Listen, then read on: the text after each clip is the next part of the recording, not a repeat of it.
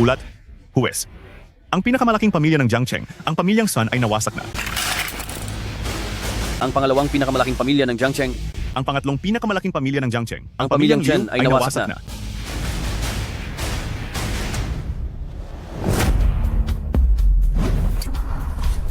Pagbati sa huwes. Pagbati sa huwes. Ipinaaabot sa huwes. Ang apat na malalaking pamilya sa Jiangcheng ay mga... Ngayon, 3 sa kanila ay naisagawa na ang kanilang kapalaran. Ano po ang magiging kapalaran ng natitirang pamilyang Su? Ano sa palagay mo? Ang hamak na pamilyang Su na ito, kulang sa pag-unawa. Inapika sa loob ng 7 taon. Ngayon, ang panahon ng pagtitiis ay natapos na, sa aking pananaw. Paano kung Ano? Paano kung ipapadala ang mga matatanda at bata ng pamilyang Su na ito sa kanlurang kalangitan para magdasal? Hangal. Noon, ibinigay sa akin ng guro ang kasunduan sa kasal.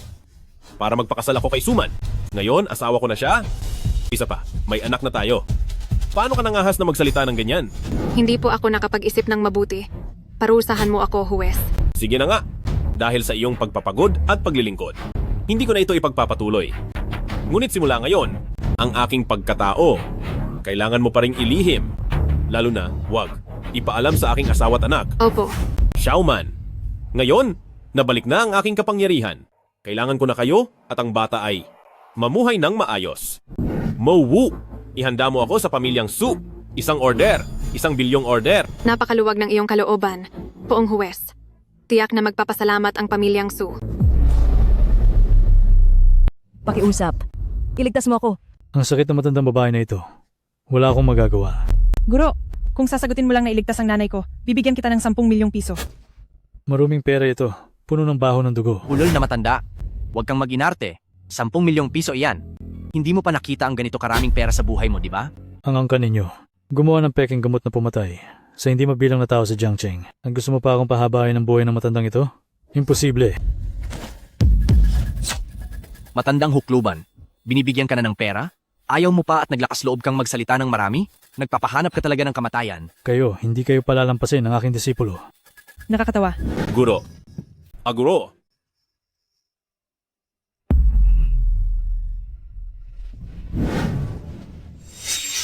Ang salitang Su ay nabahira ng dugo. Ibig sabihin ng guro ay ang angkan ng Su ang pumatay sa kanya. Simula noon, tiniis ko ang lahat at pumasok sa angkan ng Su bilang manugang para lang malaman ang dahilan ng pagkamatay ng guro. 3 malalaking pamilya sa Jiangcheng. Sa isang iglap, winasak ang kanilang mga pamilya. Ang susunod, kami ba ang mga Su family ang susunod? Ina! Ina? Anong ginagawa mo? Pangitain ng malas. Isang araw kang nawala, bumalik ka pa? Hindi ka marunong kumatok? Nakakagulat ka. Nanganganib ang negosyo ng Su family. Ikaw na walang silbing manugang. Naglalakwatsa ka pa. Ina, ate! Nasa kagipitan ng Su family. Naghanap ako ng solusyon para sa Su family. Walang galang.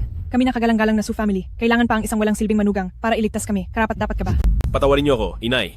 Kasalanan ko. Alam mong nagkamali ka. Hindi ka paluluhod at hihingi ng tawad. Ano? 7 taon akong naging manugang ninyo sa Su family. Kahit hindi ko kayo napagkalooban ng marangyang pamumuhay, pero naging masipag ako. Paluluhurin niyo ako. Hindi ba sasakit ang inyong mga puso? Kalokohan! Ikaw ay isa lamang sa Su family. Na parang aso.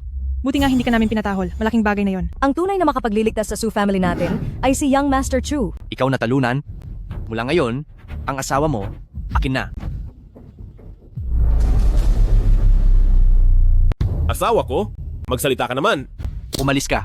Huwag mong hawakan ang babae ko. Ayaw ng pamilya Su na magkawatak-watak gaya ng iba pang 3 malalaking pamilya. Kaya sumunod ka lang sa akin. Naintindihan mo ba?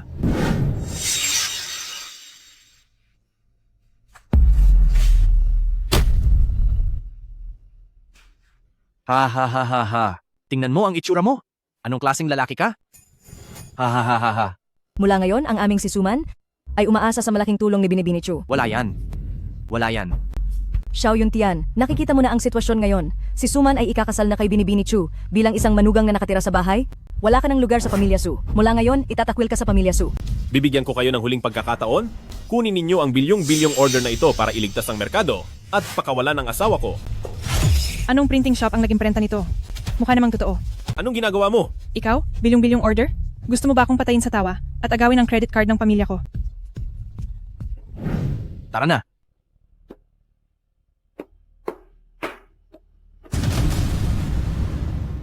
Strongzy, mayroon pa bang stock ng batch ng Sealwort pills na binili ko noong nakaraan? Sige, ilang natira sa'yo? Bibilihin ko lahat. Pakihatid sa akin sa 1206 ng Fontainebleau Hotel mamaya. Babayaran kita ng 3 beses sa presyo. Chu Yunpeng, anong ginagawa mo? Bitawan mo ako. Umayos ka. Kung hindi, mag-ingat kayo sa pamilya Su ninyo. Baka magulo ang inyong pamilya. Sino ba talaga ang inaway ng 4 na dakilang pamilya? Bakit nyo kami pinag-iinitan ng ganoon? Ang Judge of Life and Death ay nagbalik at natapos na ang lahat ng 3 malalaking pamilya. Kung hindi lang dahil sa may utang na loob ang pamilya Chu sa Judge at pinayagan kami, matagal na rin sanang nag-alay kayo, ang pamilya Su. Judge of Life and Death. Ang mga ganitong uri ng malalaking tao, kami lang sa pamilya Chu ang may koneksyon. Hanggat masisiyahan ako ngayong gabi, hahayaan ko kayong ang pamilya Su mabuhay ng dagdag 2 taon. Linisin mo ang sarili mo mamaya. Sige, sunduin mo na ang maliit na iyon. Ipadala mo siya sa mga katulong mamaya para hindi makagulo sa ating gabing maganda. Kuya, Anak, walang silbi si nanay, hindi ka maprotektahan.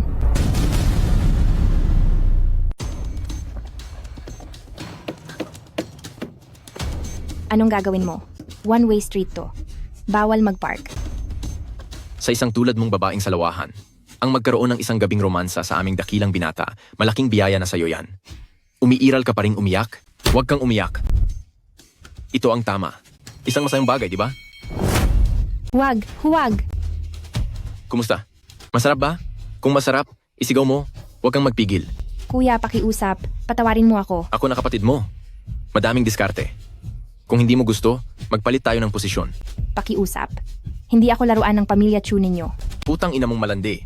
Sinasabi mong driver lang ako. Hindi ako karapat-dapat sa'yo, di ba? Kuya, hindi yun ang ibig kong sabihin. Ayaw mong magpahawak? Ibig sabihin, hinahamak mo ako. Kung ako'y nagkakahalaga ng 10 milyong yuan, matagal mo nang nilagay ang sarili mo sa kandungan ko, di ba? Sisiguraduhin kong mag-enjoy muna ako bago ka pa sirain ni Chu Yunpeng.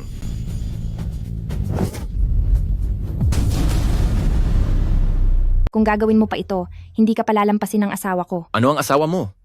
Pero ang tungkol sa paglilingkod mo sa akin, hindi dapat malaman ni Chu Xiao. Kung hindi, alam ko kung nasaan ang anak mo sa ang eskwelahan. Hindi, wag mong saktan si Bebe. Ang kaligtasan ng anak mo, nakasalalay sa iyong kilos. Hindi ko sasabihin kahit kanino, pero huwag mong saktan si Bebe. Ganyan nga. Tara, i-record natin ang magandang sandaling ito.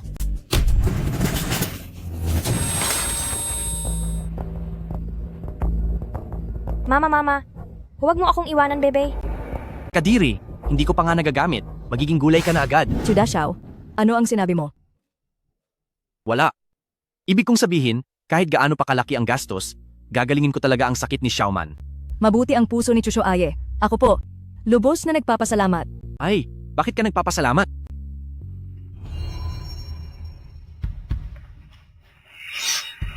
Director Chen, may sasabihin ako sa'yo. Sabihin mo.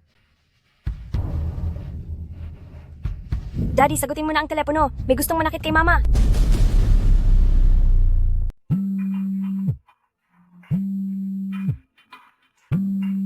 Napakalakas ang loob ng Su family. Bulag sa katotohanan. Sumunog ng bilyong halaga ng order. Lubos na iniinsulto ang inyong kadakilaan. Ayon sa kasalanan, dapat patayin. Hayaan mo na. Kung kinagat ka ng aso, kakagatin mo rin ba ang aso? Kung gayon, mahal na hukom, ang huling kampana ng 4 na pamilya, ibibigay ba o hindi? Ang laso ng 3 pinuno ng pamilya, gagamutin ba o hindi? Noong nakaraan, tinuruan ako ng aking guro ng iba't ibang kasanayan, dalubhasa sa medisina at lason, hawak ang buhay at kamatayan ng iba. At bago siya mamatay, gumawa kami ng 7 taong kasunduan. Sa loob ng 7 taon, kailangan kong maunawaan ang kalikasan ng tao, malaman ang mabuti at masama, maunawaan ang mga bagay para makabisado ang sining ng medisina at lason. Ibig sabihin po ba, Ang mga pinuno ng 3 pamilya, kung sila ay magbabago ng kanilang mga pamamaraan, ay ililigtas ko ang kanilang buhay. opo, May isa pa akong bagay. sige po, Gusto ko ikaw, ang mag-organisa ng Jiangcheng Chamber of Commerce, muling maghalal ng bagong pamilyang mayaman at hawakan ang hininga ng Jiangcheng. ano po ang prinsipyo ng halalan? Una, ito ay pagiging patas. Pangalawa, ito ay pagiging patas. Pangatlo, pagiging patas pa rin. Susunod po, Bumalik ang hukom. Lumabas na ang araw ng Jiangcheng. Bumalik ang hukom. May katarungan na. Dr. Chen, patay na ang utak ng babaeng ito. Kahit mabuhay, wala ring silbi. Tingnan mo, wala na bang ibang paraan? Binatang Chu, ito ang magiging asawa mo. Napakahigpit ng puso mo. Bayaran ng serbisyo. Huwag ka nang magreklamo. Bagamat komatose na si Ginang Su, ang kanyang puso at kidney function ay buo pa rin. Malaki ang maitutulong niyan sa pagbebenta. Sige, kung gayon, tanggalin ang kanyang kidney. Hugutin ang kanyang puso.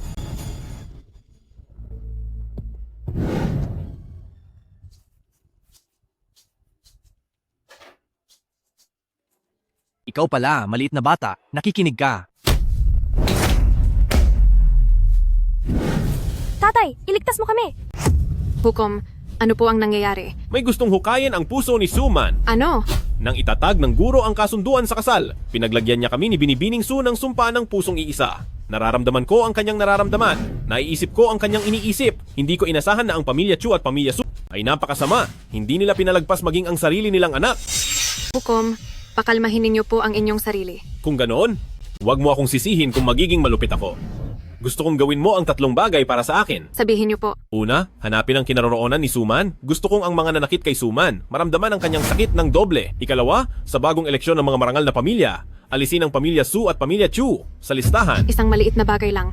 Gagawin ko iyan. Ikatlo, pagkatapos ng 3 araw, kaarawan ng matandang ginang Su, gusto kong personal mong ihatid ang kampana ng kamatayan sa kanyang salusalo. Kapag sinabi ni Hukom na mamamatay siya sa 2 pagtunog, Walang makapigil hanggang 5 pagtunog. may utos si Hukom, tutuparin namin ang aming misyon. Hukom, ayon sa tumpak na impormasyon, na aksidente ang ginang at dito ginagamot sa ospital. Tara na. Nasaan siya? Paano nangyari iyon? Ang iyong alila ay hindi nagtagumpay. Aking mahal na anak, bakit ka narito? Nasaan si nanay? Notifikasyon ng kamatayan. Papa, alam ko, nababalik ka para iligtas si nanay. Sabi nila patay na si nanay, pakiusap, iligtas mo si nanay. Ginang? Ang ginang ay namatay? Imposible. Nararamdaman ko pa ang kanyang tibok ng puso. Hindi siya pwedeng mamatay. Anak, alam mo ba kung nasaan si nanay? Sabi ng doktor, patay na si nanay, nasa operating room, sabi nila kukunin ang puso niya bago ipadala sa morgue. Sino ang pumirma? Si Tita Suching. Ano? Si Xiaoman ay kapatid niya. Mayroon ba talagang ganito kalupit na ate sa mundo? Isang basura na tulad nito. Noong nabubuhay pa, wala namang silbi. Mas mabuti pang pagkatapos mamatay, kuhanin ang puso para sa mga nangangailangan. Ginang Su, bagaman patay na ang pasyente, pero pakiusap, huwag ka nang manigarilyo dito. Sabi mo na, patay na siya. Manigarilyo lang ako. Kahit na para sa aming pagsasamahan, mag-alay ng insenso, hindi ba pwedeng gawin? Sino ang nagsasabing patay na ang asawa ko? Naku, ikaw na talagang inutil na manugang. Hindi ka ba pinalayas na sa Su family? Bakit ka pa naglakas loob na bumalik? Suching, hindi ko talaga inakala. Nagagawin mo pala ito sa sarili mong kapatid. Aabutin mo ang kanyang puso. Ang galing mo namang asawa. Ngayon mo lang naisipang ipagtanggol ang asawa mo. Kung hindi ka lang isang duwag, hindi sana siya umabot sa ganito. Umalis ka. Ang patay ay hindi na mabubuhay. Kaya, tanggapin mo na lang. Kung wala kang medikal na etika, hindi ka karapat-dapat na maging doktor. Puso ng buhay na tao? Naglakas loob kang kumuha? Labag ito sa batas? Naiintindihan mo? Nagpapatawa ka. Ikaw na isang bata pa. Nagliligtas ka sa aking harapan tungkol sa medikal na kaalaman. Naku, ang tapang ninyo! Nangahas kayong bastusin si Hukom. Tama na, tumahimik kayong lahat. Huwag ninyo akong gambalain sa aking pagtusok ng karayom.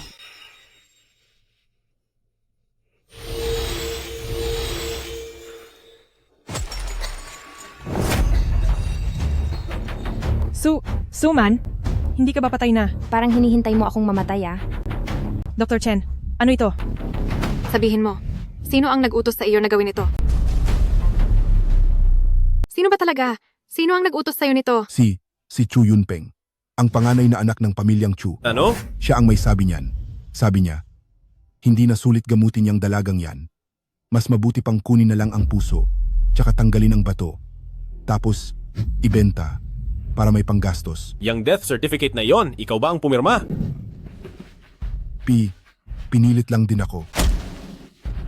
Huwag kang magkunwaring kawawa. Magkano ang kinulimbat mo? Diretsong sabihin. 55,000 para sa puso, 20,000 para sa bato. Ito, 100,000. Pambayad para sa 2 mata mo. Wag, ayoko. Sisihin mo ang sarili mo sa pagiging bulag sa katotohanan. Xiao Yuntian, anong ginagawa mo? Ikaw ang pumirma sa death certificate. Ikaw na lang ang manugang na walang silbi. Naglalakas loob ka pang sakta ng amo? Hindi ba pinalayas niyo na ako mula sa pamilyang Su? Xiao Yuntian, siguradong may hindi pagkakaintindihan dito. Niloko lang din ako. Paano ko naman sasaktan ang sarili kong kapatid na babae? Huwag kang matakot, hindi kita sasaktan. Kung ganun, Gusto ko lang na bumalik ka sa pamilyang Su at iparating mo ang isang mensahe para sa akin. Anong mensahe? Sabihin mo sa matriarka nyo na maghanda na siya ng mas maraming damit para sa taglamig. Pagkalipas ng 3 araw, pababagsakin ko ang pamilyang Su mula sa karangyaan hanggang maging pulubi. Mahal, nilalamig ako. Hindi dapat. Naalis ko na ang lamig sa kanya. Mahal, anong nangyayari sa'yo? Nilalagnat ka ba? Mahal, salamat sa pagganap ng isang palabas para iligtas ako. Palabas? Oo, 7 taon na ang nakalipas na walan ka ng kakayahan sa medisina, ang lolo ko at ang guro mo, ang nag-ayos ng kasal natin. Ngayon 7 taon na, bukod sa paghahanda ng tsaa, ikaw ay naglalaba at nagluluto lamang. Paano ka nakabawi ng iyong kapangyarihan? Ako? Kung iyon ang sinasabi mo, ganoon na nga. Yung kasama mo noong araw na iyon, ang babaeng nakaitim. Siya ba ay isang henyong doktor? Kung iyon ang sinasabi mo, ganoon na nga. Siguro. Hindi mo siya mabibigyan ng maraming pera. Balang araw kailangan kong pasalamatan siya ng husto. Paano kung siya ay imbitahin mo sa bahay? Magluluto ako para sa aking tagapagligtas, para makakain. Huwag na lang siguro ito. Bakit hindi na lang? Baka, mayroon pa kayong dalawa na sikreto. Sa likod ko? Ang aking asawa ay napakatalino. Wala akong kasalanan. Kung gayon, gawin mo ang sinabi ko. Imbitahan mo siya para kumain ng masarap. Iyon na rin ang aking pasasalamat. Po, hindi yata ito nararapat po. Ako po ay isang hamak na muu. Paano po ako maglalakas loob na makasama sa hapunan ang hukom? Sumama ka na lang. Ang dami mo pang arte. Ang moja po ay laging tapat sa hukom sa loob ng maraming henerasyon. Ngunit hindi pa po kami nakaranas na makasama sa hapunan ang hukom. Tunay na napakaswerte po ni Mou. Ay hindi, napakaswerte po. Hindi mo na kailangang maging masyadong magalang. Hindi ako mahigpit sa mga patakaran, hindi ako katulad ng aking guro at iba pa. Mabuti na rin kumain ka sa bahay ko para matulungan mo akong itago ang aking pagkatao. Tara na. Binibining Mou. Sa wakas, dumating ka na. Honey, bakit ka natulala diyan? Si Binibining Mou ang ating mahalagang bisita. Bilisan mo at bigyan mo siya ng tsinelas para mapalitan. Sige. Ho. Hindi ko inaasahan na ang hukom na matapang at desidido ay ganito pala kalambing sa bahay. Binibining Mou, bilisan mo at pumasok sa loob para matikman mo ang luto ko. Sige, sandali. Si G. Salpo muna ang mauna. Bakit mo siya pinapakialaman? Ikaw ang nagligtas ng buhay ko. Halika, umupo ka muna. Bilisan mo at umupo ka. Binibining Mawa. Sa araw na iyon, ikaw ang nagbigay sa akin ng ikalawang buhay. Maraming salamat talaga sa iyo. Sa totoo lang, wala naman akong gaanong ginawa. Lahat ay dahil kay Ginoong Xiao. Binibining Mowa, masyado ka namang mapagpakumbaba. Ang asawa kong si Yuntian, hindi ko pa ba siya kilala? Bukod sa pagiging matapat, wala na siyang ibang alam. Binibining Mowa, sa tingin ko, dahil napakagaling mo sa medisina, sigurado akong nagmula ka sa isang mahusay na guro, hindi ba? Ang aking kaalaman ay pang-ibabaw lang talaga. Lahat ito ay natutunan ko sa hukom ng buhay at kamatayan. Hukom ng buhay at kamatayan? Tama. Ang hukom ng buhay at kamatayan ay dalubhasa sa medisina at lason. Kaya niyang kontrolin ang buhay at kamatayan ng isang tao ayon sa gusto niya. Sa lungsod ng Jiang, mayroon palang ganitong dakilang personalidad. Oo nga. Pero ano? Pero ang hukom ay karaniwang mahilig sa pagiging tahimik. Hindi siya nagpapakilala sa publiko. Kaya hindi mo alam, ay naiintindihan ko naman. Kung may pagkakataon, maari ko bang makita ang Ginoong Hukom kahit isang beses lang? Malaking karangalan na iyon. Siyempre naman. Tiyak na magkakaroon kayo ng pagkakataong magkita sa hinaharap. Napakabuti naman noon. Asawa ko, huwag kang mag-isa dyan at kumakain lang. Sabay-sabay tayo. Uminom para kay Binibining Mawad. Sige. Halika. Wag na po. Hindi po pwede. Paano ko naman po papayagang buhusan ako ng alak ni Ginoong Xiao? Bakit ka ba matatakot? Hindi mahalaga sa asawa ko ang mga ganyan. 'Di ba asawa ko? Oo. Sa bahay namin, ang asawa ko ang pinakamataas. Kung ano ang sabihin niya, yun ang masusunod. Halika. Salamat po sa inyong dalawa. Huwag na po kayong mahiya, Binibining Mowu. Sa totoo lang, ang asawa ko, dati ay nag-aaral din ng medisina. Siguradong naiinggit siya sa iyo, ano? Opo, naiinggit nga siya sa akin. Sa totoo lang, may pagkakataon siya noon na maging isang napakagaling na doktor. Pero ang kanyang guro ay pinaslang, para lang mailigtas ang kanyang buhay. Napilitan siyang isuko ang kanyang kaalaman sa medisina. At magpakasal sa aming pamilya, ang pamilya Su. 7 taon ang lumipas na hindi niya ito nagagamit. Marahil, wala na siyang alam tungkol sa medisina ngayon. Hindi mo ba naisip na nagpapagaling si Ginoong Xiao ng palihim? Kung hindi lang dahil sa akin. Gusto ko sanang maniwala. Pero dahil sa pag-aalaga sa akin at kay Beibei, matagal na siyang hindi nagpa-practice ng medisina. Naawa ako sa kanya. Napakagaling talagang lalaki ni Ginoong Xiao. ang makapagpakasal sa isang napakabait at maalalahanin na lalaki. Napakaswerte nyo, Binibining Su. Anong swerte? Ang mga mababait ay madalas inaabuso. Siya, sobrang bait lang. Sobrang mahina. Asawa. Minsan, gusto ko talaga na maging matapang ka sa labas. Sa pamilya Su, lagi tayong iniiwasan. Ako, bilang isang babae, kailangan ko pang ayusin ang mga gulo mo. Minsan, gusto ko na lang mamatay. Binibining Su, lasing na po kayo? Yun tiyan. Kailan mo ba ako mapagmamalaki sa pamilya Su? Asawa ko, sa mga nakaraang taon, pinasasama ko ang loob mo dahil sa akin. Pagkatapos ng 3 araw, gagawin kitang CEO ng Tiancheng Pharmaceutical Group. Asawa ko, anong ginagawa mo?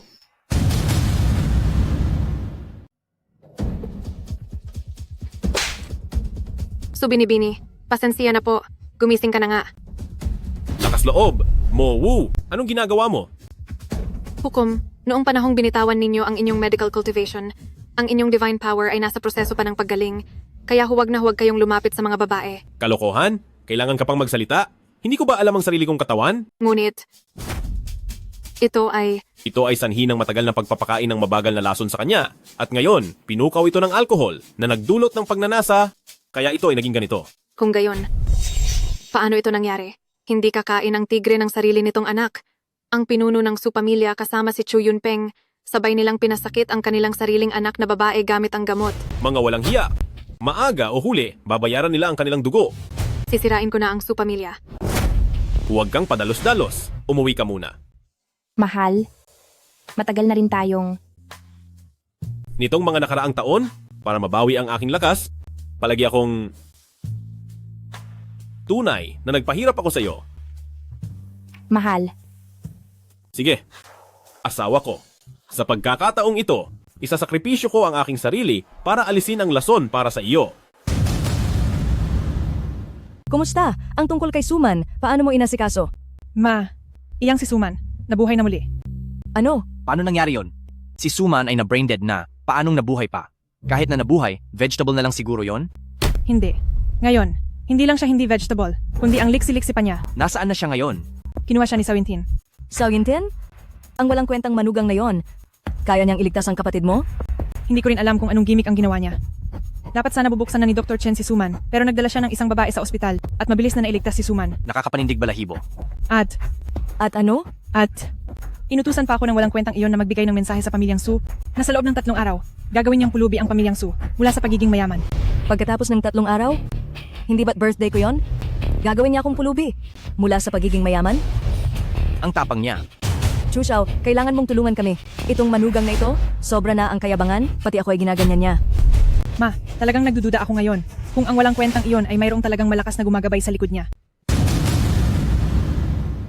Sa buong Jiangcheng, lahat ng mga prominenteng tao, kailangan kaming igalang ng pamilya Chu. Siya, na isang hamak na manugang, anong karapatan niya para magyabang? Oo nga, may tulong si Young Master Chu. Matatakot pa ba tayo sa walang kwentang manugang na iyon? Nanay, sa tingin ko, talagang kakaiba nito. Siguro ang iyong kaarawan. Gawin na lang natin ito ng tahimik at sa ibang araw na lang ipagdiwang. Aking panganay na anak? Ako ang pinakamamahal sa iyo? Isang hamak na manugang, ay takot na takot ka na? Talagang nagbibigay kahihiyan ka sa pamilya Su. Tingnan natin, anong magagawa sa akin ng Xiao Yuntian na ito? Saka pa, kahit paalisin natin siya sa pamilya Su, anak ko pa rin si Suman. Dahil nandiyan si Suman, maglalakas loob siyang magpakita ng kawalang galang sa akin. Ang tiya Su ay napakatalino. Bukas, sabihin mo kay Suman, umuwi siya at harapin ako. Tatanungin ko siya, ang walang kwentang manugang na ito, ano ba talaga ang gusto niyang gawin? Judge, na imbestigahan na ang sitwasyon ng Tiancheng Pharmaceutical Group. Huwag kang magpaligoy-ligoy, diretsuhin mo. Opo, kung gusto ninyong maging presidente ng grupo ang ginang, kailangan lang ng pahintulot ng mga shareholders. Oh, sino pala ang pinakamalaking shareholder sa likod ng pamilya Su? Ang Su Group ay nakaranas ng sunod-sunod na pagkakamali sa pamamahala dahil sa suporta ng bilyonaryong si Kitong Tia ng Jiangcheng, kaya nakarating sila sa posisyon nila ngayon. Kung tutulungan ninyo si Old Man Qi, tiyak na tutulungan niya ang ginang na umangat. Mabuti. Sige, kausapin mo muna si Old Man Qi. Susunod ako agad.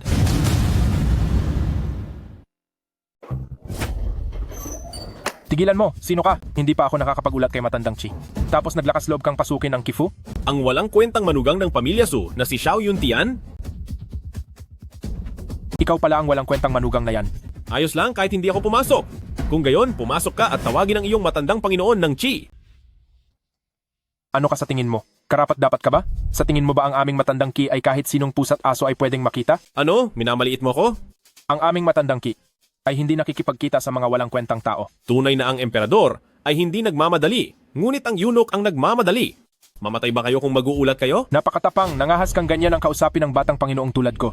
Sinasabi ko sa iyo, sa pamilya Ki, kahit isang aso ay mas mahalaga kaysa sa iyo. Nakakaaliw naman, kahit isang aso ay napakayabang. Hoy!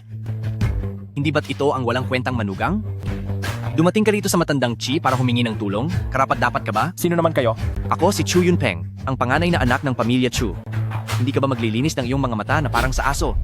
Hoy! Akala ko kung sino. Anak pala ito ng ikalawang klase na pamilya Chu. Kailangan mo ring maghintay dito ng maayos para sa akin. Hayop ka! Anong tinatawanan ninyo? Anong pinag-aawayan ninyo? Maghintay kayong lahat dito. Papasok ako para magulat. Kung iyan ang kagustuhan ng hukom, ang matandang ito ay handang sundin. May maliit lang akong pakiusap, hindi ko alam, kamahalan, kung ito ay maibabalita sa hukom. Siyempre, itong maliit na bagay. Basta pumayag ang hukom, hindi ito madaling magagawa. Pwedeng kalmahin ni Chilaw ang kanyang sarili. Napakaganda. Napakaganda.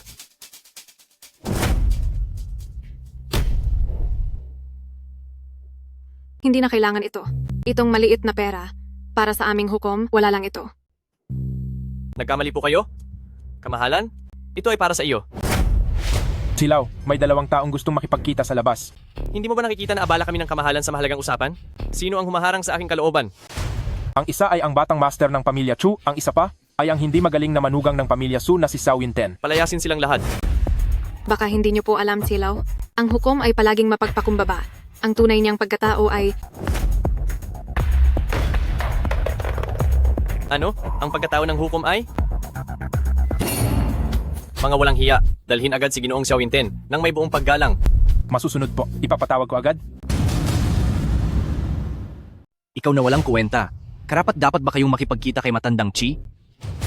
Napakakatawa talaga. Ang katatawanan ay nagbubukas ng pinto para sa katatawanan. Ang daming katatawanan. Suching, 2 araw na lang. Ikaw at ang iyong ina na walang puso, manglilimos na kayo sa kalsada. May oras ka pa bang makipaglakad-lakad kasama ang buhong na ito? Xiao Yuntian, sino ka ba talaga? Pwede mo ba kaming palayain?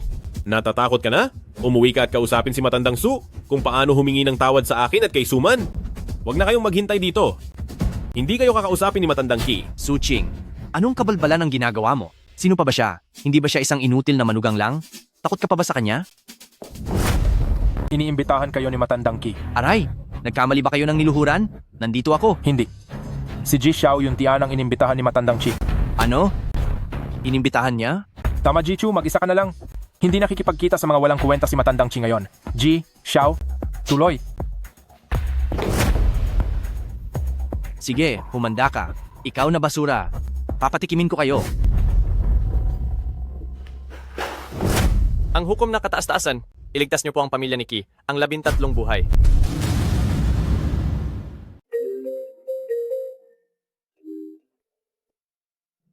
Hoy, sino yan? Aba, ikalawang dalaga, nasaan ka? Ma, may nangyari ba? May mukha ka pang magtanong sa akin. Alam mo ba na gusto ng walang kwenta mong manugang na gawin akong pulubi? Ano? Bumalik ka agad dito. Ma, anong nangyari sa'yo? Sa 4 na malalaking pamilya ng Jiangcheng, 3 na ang nawala. Noong nakaraan, buti na lang at tumulong si Chu Xiao, kaya nakaligtas kami. Ngayon, ang walang kwenta mong asawa, nagsumpa pa na malulugi ang aming pamilya Su, at magiging pulubi kami. Talagang lubhang hindi makatwiran. Ma, noong gabing iyon narinig ko sa taong nagligtas sa akin, si Binibining Mowu, na ang pamilya Su ay nakaligtas noong nakaraan, hindi dahil sa pamilya Chu. Kung gayon, sino pa sa Jiangcheng ang makakagawa ng ganoong? Sobrang kapangyarihan. Narinig ko, may isang tao sa Jianghood na kilala bilang ang misteryosong dalubhasa na tinatawag na hukom ng buhay at kamatayan. Sa buong 3 probinsya ng Timog Silangan, anumang opisyal o taong mayaman ay kailangang igalang ang hukom. O, kung gayon, kailangan mong makipagkaibigan sa Binibining Mowu na ito. Maaaring sa pamamagitan niya, makakakuha pa kami ng koneksyon sa hukom. Sa ngayon, may isa pang bagay. Kailangan mong linawin sa akin. Ma, sabihin mo.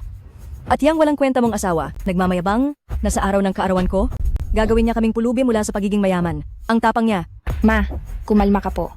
Si Xiao Yuntian ay isang simpleng tao lang, mahina sa pagsasalita. Isa pa, paano naman niya magagawa yan? Nakakainis talaga. Parang gusto niyang paikliin ang buhay ko. Ma, ganito na lang. Tatawagan ko siya ngayon para pumunta sa pamilya Su at mag-sorry sa'yo.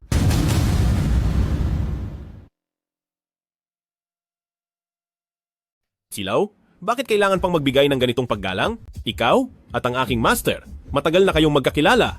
Hindi na kailangan pang maging formal. Hindi ko inakala na ikaw pala ang mataas na estudyante ng matandang tagahatol. Ikaw pala. Silaw, ano ang iyong hiling? Pinagtatawanan mo lang ako.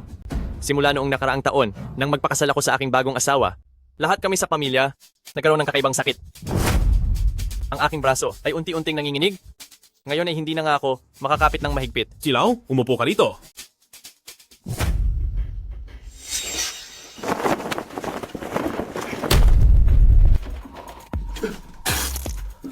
Silaw, ano ang iyong nararamdaman?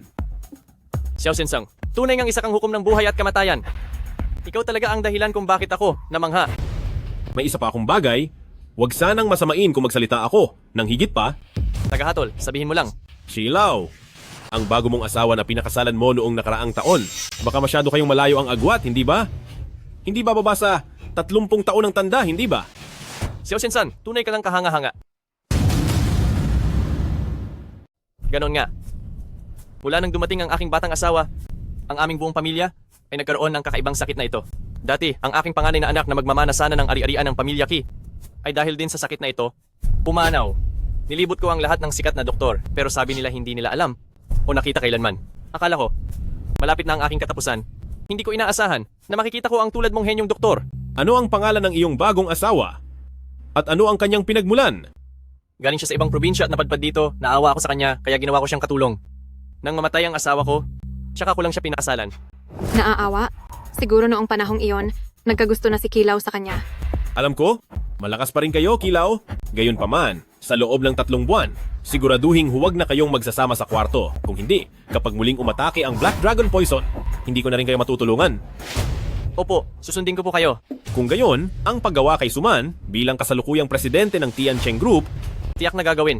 Hukom, sabi mo kanina, ang pamilya Qi ay nilason ng Black Dragon Poison. tama. Ang Black Dragon Poison ay isang matinding lason ng kalikasan na tanging ang isang katawan na puno ng yin energy ang makakapagdala. Kung hindi ako nagkakamali, ang iyon, batang magandang asawa ng pamilya Qi, ay marahil ang katawan na puno ng yin energy. Ang nakapatay sa iyong maestro noon ay ang Black Dragon Poison na ito. 87. Ngunit, ang itim na laso ng dragon na nasa Qi family ay paunang itim na laso ng dragon lamang? Hindi ito makakasama sa aking guro. Ngunit ang ginang na ito ng Qi family, tiyak na mayroon siyang malalim na koneksyon sa pagkamatay ng aking guro. Naiintindihan ko, Ginoo. Tungkol ito sa dahilan ng pagkamatay ng lumang hukom, ako, Mowu, ay hahukayin ang lahat ng impormasyon tungkol sa ginang na ito ng Qi family. Hello? Asawa ko, bakit mo na naman ginagalit si Mama? Hindi ka pa rin bababalik upang humingi ng tawad. Mahal ko, huwag kang magalit. Huwag magalit. Kung gayon, paano ako hindi magagalit? Alam mong may problema ang pamilyang Su.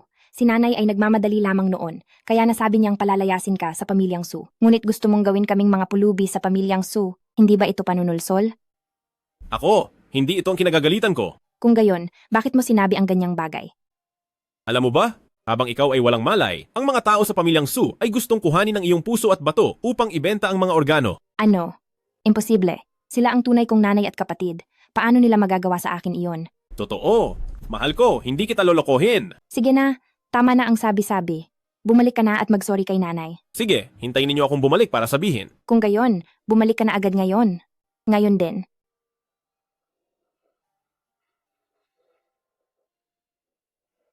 Mowu, mayroon akong kagyat na kailangan. Pahiram ng susi ng sasakyan mo. Ano mang gusto ng hukom mula kay Mowu, kunin lamang po ninyo. Sige na, wala akong gusto sa iyo. Kailangan mo lang panatilihing lihim ang lahat bago ko mahanap ang tunay na may gawa sa pagkamatay ng aking guro. Sapat na iyon. Naiintindihan ni Mowu.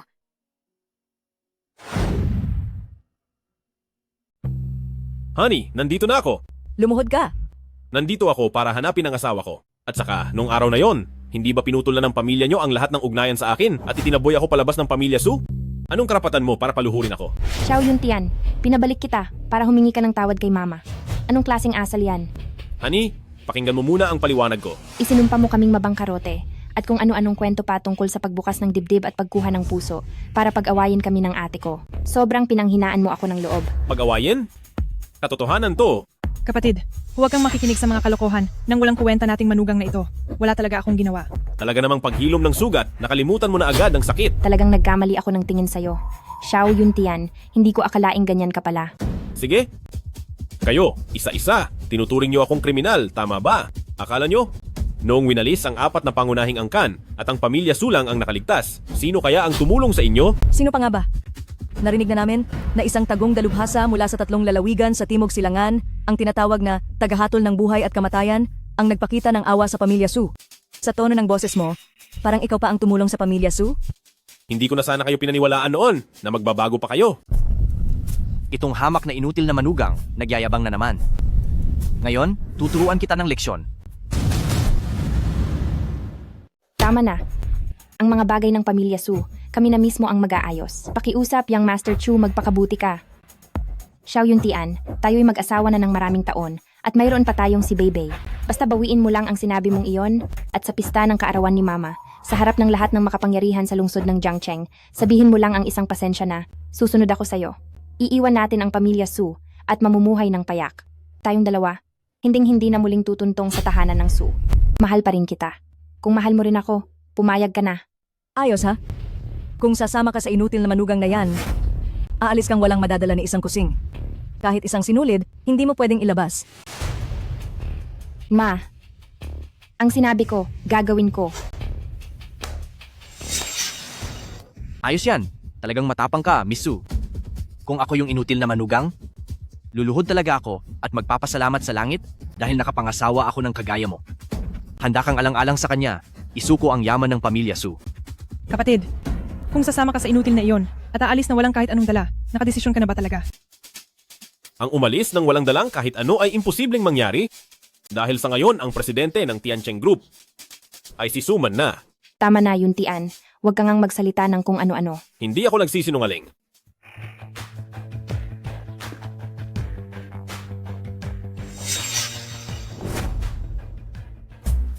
Ang pagdating ni Ginoong Chi ay tunay na nagbigay liwanag sa aming simpleng tahanan. Hindi maayos ang pamamalakad ng Tiancheng Group. Ikaw, matandang babae, ang nakaupo bilang presidente. Para sa akin, napakaluma na ng pag-iisip mo. Kaya panahon ng palitan ka ng bago. Ayon po sa inyo, Ginoong Chi? Sa inyong bahay na puno ng mga siraulo, iisa lang ang karapat-dapat maging presidente. Ginoong Chi, baka naman ako iyon. Ang posisyon ng presidente ay walang iba kundi para sa ikalawang dalagang si Suman. Kumusta, misis? Hindi kita niloloko, di ba? Naalala ko na, nang bumisita ako kay Elder Chi noon, nandoon ka ring malas na tao. Tama, siguradong ikaw ang may pakana nito. Bumisita? Hindi ka nga nakapasok sa bahay ng pamilya Ki. May mukha ka pa rin sabihing bumisita ka. Mula ngayon, si Miss Su na ang magiging presidente ng grupo. Elder Key. May iba pa bang hiling si Miss Su? Hindi. Gusto ko lang itanong kay Elder Chi, bakit ako ang pinili ninyong maging presidente? Ito ay dahil sa natatanging kakayahan ni Miss Su. Matagal na naming sa board meeting na ikaw ang perpektong kandidato para sa susunod na presidente. Mrs., bakit ka pa nag-aalangan? Mismong si Elder Key na ang nagsabi, ikaw ang pinakamahusay na pagpipilian para pamahalaan ng grupo. Bakit ka pa nag-aalangan? Bakit mo pa rin pagdududahan ang sarili mo? Kung gayon, paano mo nalaman ang balitang ito? Ako. Matagal nang magkaibigan ng guro ko at si Elder Key, at ikaw ang misis ko. Kaya sinabi na sa akin ni Elder Key ng maaga. Ah, ganoon pala. Oo, ganoon lang talaga.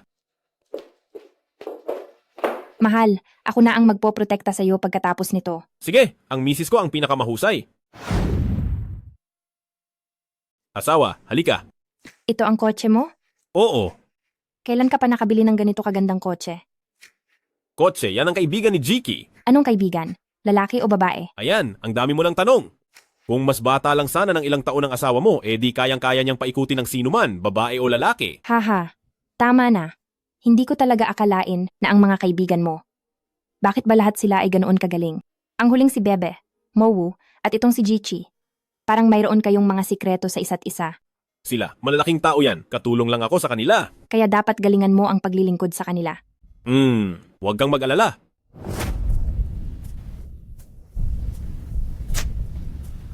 Di ba pinapaimbestigahan ko si Mowu sa background ng asawa ng pamilya Ki? Bakit ang tagal na? Wala pa ring balita. Dati, hindi siya lumiliban. Asawa ko. Anong binubulong mo diyan? Wala. May kaibigan lang ako. Dati napakamaasahan niya. Pero sa pagkakataong ito, pakiramdam ko'y parang may problema siya. Kung gayon asawa, puntahan mo na agad ang kaibigan mo. Sige, maghintay ka sa bahay ha.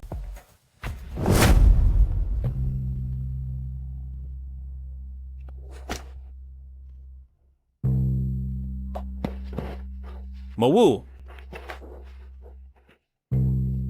Ang mga pulang ugat na ito ay papet na sining. May naglagay sa iyo ng sumpa. Mowu, kumapit ka. Ililigtas kita. Hukom.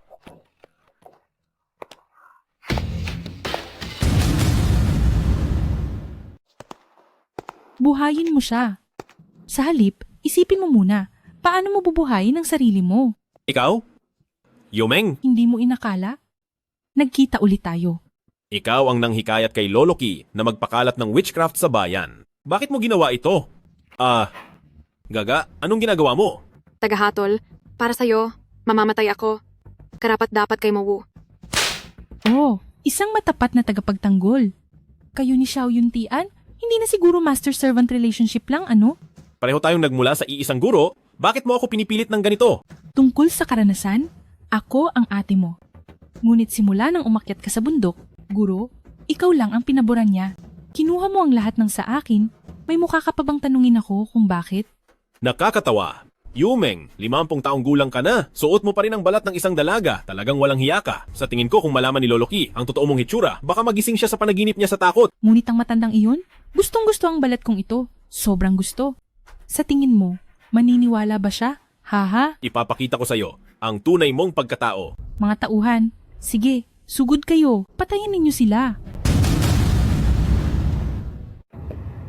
Hukom, hayaan mo akong mamatay na. Umalis ka na. Mowu.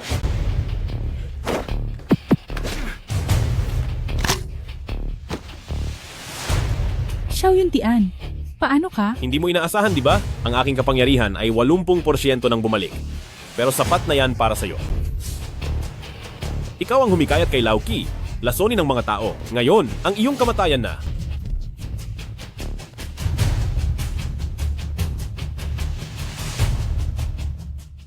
Munting dilag, ilang araw nang hindi nagkita. Gusto ko nang mamatay sa kaiisip sa'yo.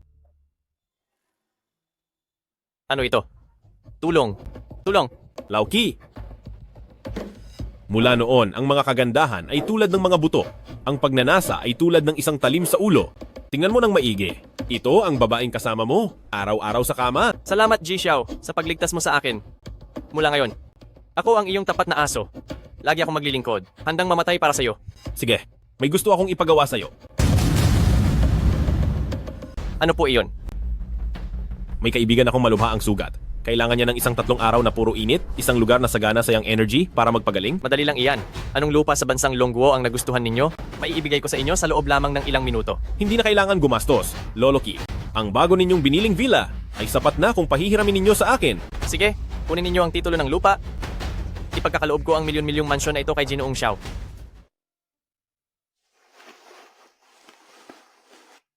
Mowu, sa mga taong ito kasama mo ako. Pinahirapan kita. Ililigtas kita ngayon? Dapat kang magpakatatag.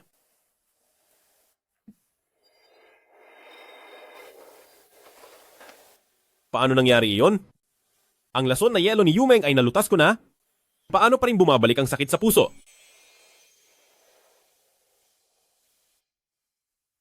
Ito ay isang sinaunang sining na matagal nang nawala, ang puppet art. Mowu, paumanhin.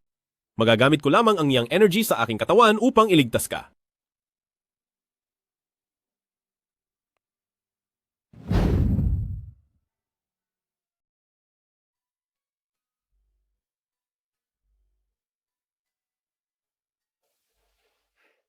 Kumusta ka, Mo?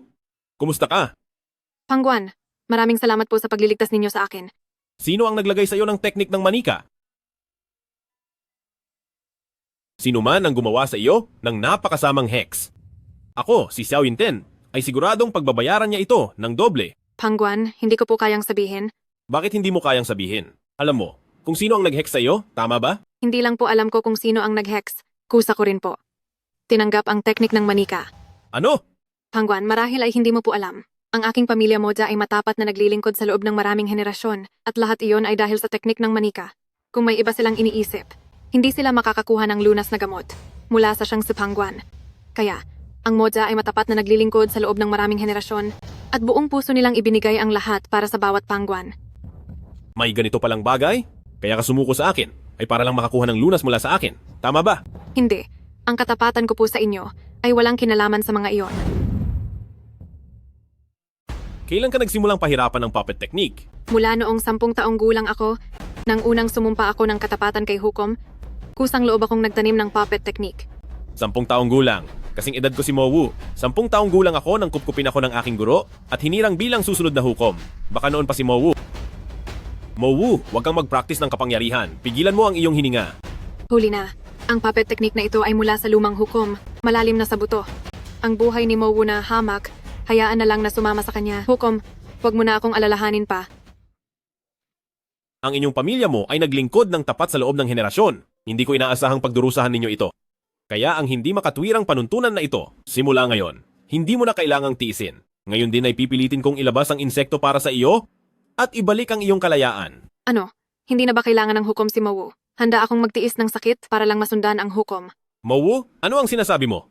Sinundan mo ako sa loob ng maraming taon. Paano ko naman hindi ka kakailanganin? Hindi mo na lang kailangang tiisin ang sakit na ito. Iiligtas kita sa pagkakataong ito.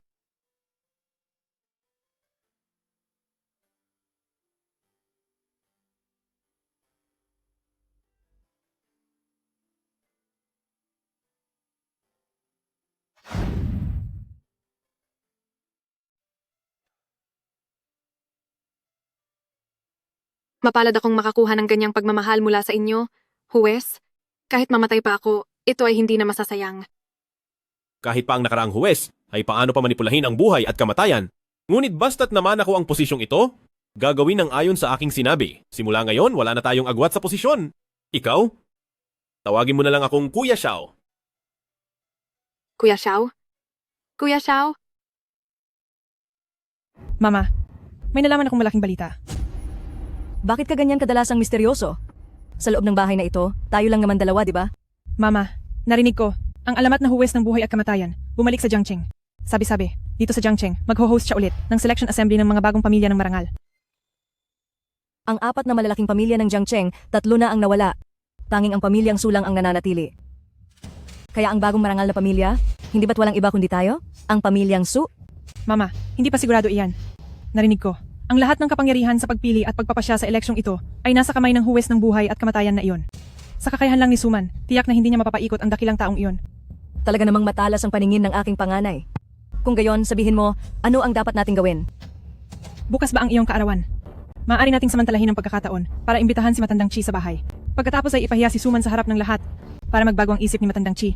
At piliin ako bilang presidente ng Tiancheng Group. Sa ganitong paraan, maaari kong samantalahin ang pagkakataon na makilala ang alamat na huwes ng buhay at kamatayan.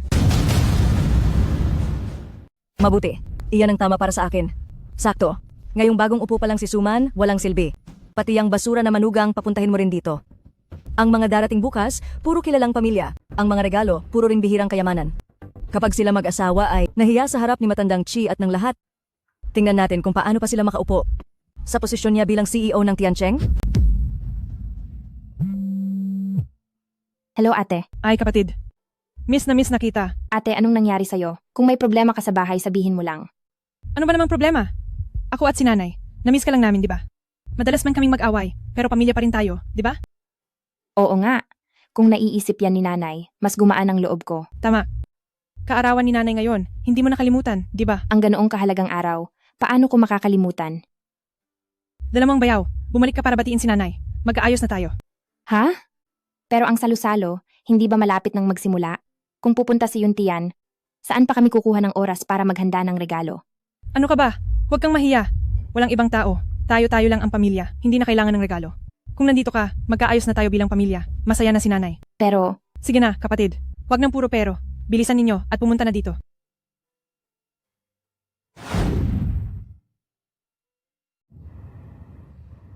Mahal, bilisan mo. Ay! Bakit? May 100,000 piso sa card na ito. Bilisan mo at mag-isip ng paraan para makapaghanda ng birthday gift para kay mama. Ngayon na agad? Oo. Tumawag lang ang ate ko. Gusto niyang ikaw at ako. Bumalik na ngayon para batiin si mama. Pero, hindi ba pinalayas na ako sa pamilya Su? Sige na. Sila kasi, matalas lang ang dila pero malambot ang puso. Ang pagpapabalik nila sa atin para mag-celebrate ay para na rin ayusin ang relasyon natin. Sundan mo na lang ang sinasabi ko at maghanda ng regalo para kay mama. Pero aabot pa ba tayo? Hindi ba siya? Sinasadya lang pahirapan tayo? Tingnan mo nga, ang babaw mo na naman. Sabi ko na nga ba mayroon kang sama ng loob sa kanila? Kailan ako nagbaba ng puso? Sa totoo lang, sinabi ni mama at ate na ang presensya mo lang ay sapat na, hindi na kailangan ng anumang regalo. Eh bakit? Inhandaan mo pa ako ng 100,000 piso? Sabi nila huwag, pero hindi naman tayo pwedeng pumunta ng walang dala. Bukod pa doon, taos-puso ang pakikitungo nila sa atin. Dapat lang natapat din tayo sa kanila, di ba? Sige, mauna ka na. Susunod ako pagkabiling-bili ko ng regalo.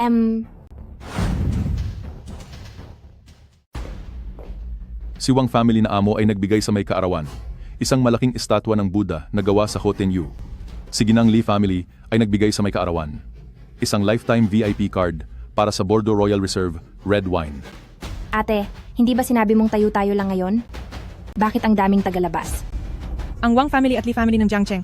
Paano mo nasabing tagalabas sila? Matagal na silang katuwang natin sa negosyo. Ngayon na ikaw ang namamahala sa Tiancheng Group, tamang-tama para ipakita mo sa lahat ang iyong alindog bilang bagong CEO. Pero wala akong inihanda. Para rin naman sa ikabubuti mo ang ginawa ni nanay. Ngayon sa harap ng iba, huwag kang magbigay ng kahihiyan kay nanay. Nanay, ang inyong anak na hindi karapat-dapat, sadyang inihanda para sa inyo ang isang Shikunlun na 1,000 taong Lingji. Ano? Shikunlun na 1,000 taong Lingji. Ito ay isang kayamanan na hindi ko pa nakikita sa buong buhay ko. Ang panganay na ginang ng Su family ay tunay na masunurin. Narinig ko, ang sinumang kumain ng 1,000 taong Lingji na ito, lahat ay pahahabain ng buhay at babata muli. Narinig ko na ang Lingji na ito mula sa Shikunlun ay matagal nang naglaho. Hindi ko inakala na ang huling piraso ay nasa inyong Su family. Napakahusay talaga ng aking panganay na anak. Binibining panganay ng pamilya Su, tunay na taos puso.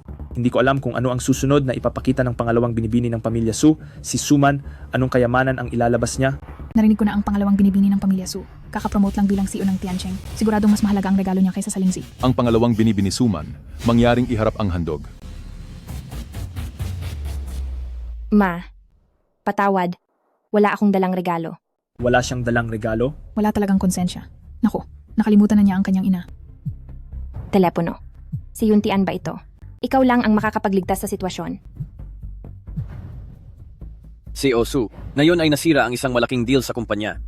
Ilang pangunahing financier ang naghahanda ng umatras ng pondo. Ngayon ay kagyat na kailangan ng 300 milyon para sa emergency. Mangyaring mag-isip ka ng paraan. Sino ang tumawag, maliit na uhay? Tawag mula sa kumpanya. Sinabi nilang nalugi kami ng 300 milyon. Hay naku, Suman. Gusto mo ba akong patayin sa inis? Kaarawan ko ngayon. Ayos lang na wala kang dalang regalo. Pero magandang balita pa ang dala mo para sa akin. Napakagaling mo talaga. Ma, babawiin ko ang pagkalugi ng kumpanya. At kahit wala akong dalang regalo, pinahanda ko na kay Xiao Yuntian para sa iyo. Magaling ka lang sa matatamis na salita. Nasaan si Xiao Yuntian? Nasaan siya? Honey, bilisan mo at iligtas mo ako. Ma, huwag ka nang maghintay. Ang ugali ng walang kwenta mong manugang. Ngayon, malamang ay ginagamit niya ang pera para sa regalo. Para magpakasaya kung saan-saan. Bulag na bulag ako. Akala ko magbabago na ang walang kwenta kong manugang at magsisimula ulit. Pinapatay niya talaga ako sa inis. Inay, huli po ang inyong manugang sa pagbati sa inyong kaarawan. Sana'y mapatawad niyo po ako. Xiao Yuntian, sino ba ang hindi marunong magsalita ng magaganda na wala namang laman? Nasaan ang regalo mo? Ito yung sikat na walang kwentang manugang dito sa Jiangcheng. Talagang dumating na walang dala. Ang walang galang talaga. Ang hirap na hirap ang taong yan.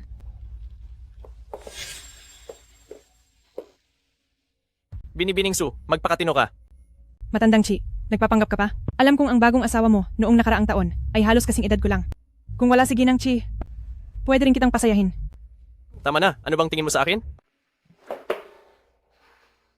Ginoong Xiao. Lahat ng naririto, sino ba ang hindi mula sa marangal na pamilya ng Jiangcheng? Bawat isa sa inyo ay nagmamataas at mayaman. Kung gusto niyong makakita ng mapapahiya, bakit hindi kayo pumunta sa sirko para manood ng payaso at sa akin pang maliit at walang kuwentang manugang kayo nag-aaway? Ang manood ng payaso ay kailangan pang magbayad. Ikaw sa aming paningin ay mas masahol pa sa payaso. Inay, kahit wala akong dalang regalo, hindi ibig sabihin ay wala akong inihanda. Nasaan ang regalo mo? Papunta pa lang. Mahal, ang pera sa card na ito ay hindi ko ginalaw. Ibabalik ko na sa iyo ngayon. Ano? Bakit ang tigas ng ulo mo? Pinaniwalaan lang kita ng walang kabuluhan. Pero mahal, huwag kang mag-alala. Mamaya, bibigyan ko ang nanay natin ng isang malaking regalo na walang sino man dito ang kayang ibigay. Tama na. Huwag ka nang magpaligoy-ligoy pa. Sino sa mga naririto ang hindi isang maimpluwensyang tao sa Jiangcheng? Ano ba ang kayang mong ibigay? Tama na. Huwag ka nang magpaligoy-ligoy pa. Ikaw na isang Joyce. Kung mayroon kang kayamanan, ibigay mo na agad. Oo nga, hayaan mo kaming lahat na makita. Mayroon pa bang mas kakaiba kaysa sa 10,000 taong Lingji? Xiao Yuntian, kung dumating kang walang dala ngayon, wala kang makakain dito ngayon. Umalis ka na dito. Bumalik ka sa pinanggalingan mo. Sige. Pagkatapos ng 5 minuto, ipapakita ko sa inyo lahat ang malaking regalong ito. May Senyor nagpadala nito Xiao. sa akin sa... Isang pakete ng Shikunlun 10,000 taong Lingji powder. Handog ng inyong manugang. Ikaw na walang kwentang manugang. Napakalakasan ng loob mo. Niloloko mo ako gamit ang mga basurang bagay na ito. Ang walang kwentang manugang na ito ay nakahanap ng gulo. Katatapos lang maglabas ng 10,000 taong Lingji ni Binibining Suching, hindi magkatugma ang kulay at amoy nito. Di ba? Talaga namang nakakahiya. Ikaw na basura. Saan mo nakuha ang basurang ito? May lakas ka pa ng loob na sabihin galing ito sa Shikunlun 10,000 taong Lingji powder. Talagang kawawa ang aming pamilya. Nakakahiya sa inyong lahat na mahahalagang tao. Matandang Su, ang Tiancheng niyo ay partner din namin. Ipinagkatiwala niyo ang kumpanya sa ikalawang binibini na hindi magaling sa mga gawain at sa isang manugang na mahilig magyabang. Paano kami magiging panatag para ipagpatuloy ang pakikipagtulungan sa Tiancheng? Sa tingin ko, para ipagpatuloy namin ang pakikipagtulungan sa Tiancheng Group, mas maganda kung imbitahin ng mabait na panganay na binibini na si Suching upang pamunuan ang Tiancheng Group.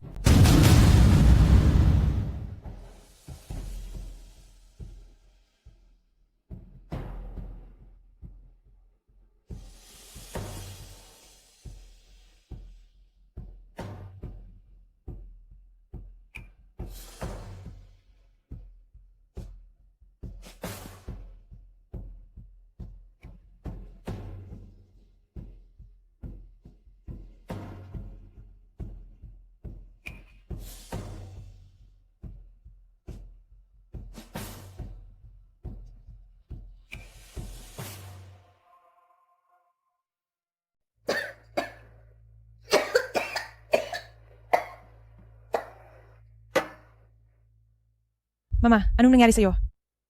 Mama, ano itong nangyayari sa iyo?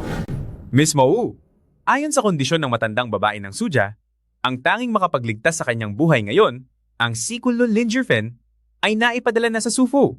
Sino ang binigyan mo ng Linjefen? Ang manugang ng Suja, si Xiao Yunten. Ngunit may kakaiba sa taong ito.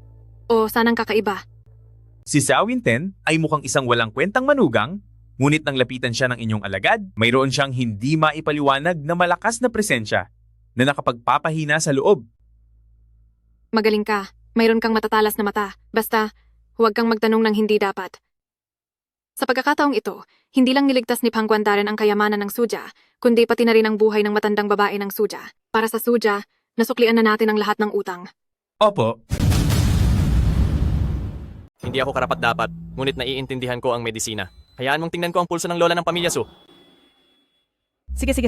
Maraming salamat sa tulong ninyo, Zailao. Hindi maganda. Magulo ang pulso. Halos bumigay na ang lahat ng panloob na organo. Mukhang isang gamot na lang ang makakagamot. Zailao, basta mailigtas ang buhay ng matandang ito, ano mang gamot, bibilhin ng aming pamilya Su. Nagkataon lang ito. Ang gamot na ito ay nasa malayong lugar, ngunit malapit lamang. Anong gamot iyon? Ang gamot na ito ay ang libu-libong taong gulang na Lingji ng West Kunlun. Hindi ba ninyo dudurugin ang Lingji at gagawing gamot? Bakit ka pa nakatayo dyan? Bilisan mo! Mama, patawad. Hindi mo pwedeng kainin ang Lingji na ito. Ano? Linawin mo ang sinasabi mo. Hindi ba ito ang Shikunlun 1,000-year Lingji? Gusto mo ba akong mamatay? Mama, sasabihin ko sa inyo ang totoo. Ang Lingji na ito. Binili ko lang sa palengke ng panggamot. Hindi ito 1,000-year Lingji. Aba, peke pala? Matagal ko nang sinabi na peke iyon, pero hindi kayo naniwala. Ngayon, alam nyo na kung sino ang nagsinungaling, di ba? Ibig sabihin, ang itinapon ko kanina, iyon ang totoong pulbos ng 1,000-year Lingji. Tama. Gaano man kahalaga ang ginto at pilak na bigay ng iba. Iyon ay mga bagay na hindi mo madadala sa libingan. Pero ang ibinigay ko sa inyo ay gamot na magpapahaba ng buhay nyo. Kaya sinabi ko, walang sino man dito ang kayang magbigay ng ganito.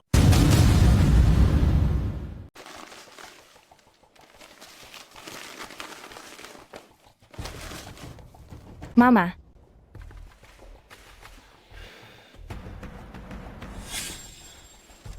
Ikaw na inutil na manugang. Taos puso akong nakipagkasundo sa iyo, pero hindi ko inaasahan na sa harap ng mga taong may mataas na katayuan, gagawin mo akong katawa-tawa. Mama, ibinigay ko po sa inyo ang gamot na magliligtas ng buhay. Kung hindi nyo po itinapon, hindi mangyayari ang ganito. Mama, ihatid ko na po kayo. Talagang naghahanap ng gulo.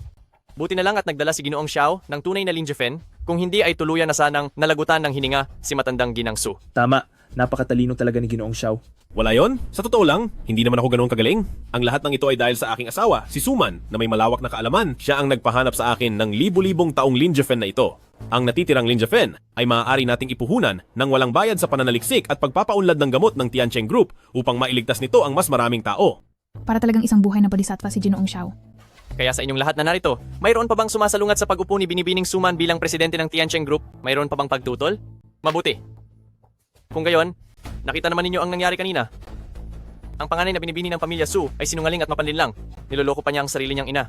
Tanging ang ikalawang binibini ng pamilya Su at si Ginoong Xiao, ang kinabukasan ng Tiancheng Group. Dapat ninyong tulungan ng maayos si Binibining Suman. Ulat, hukom.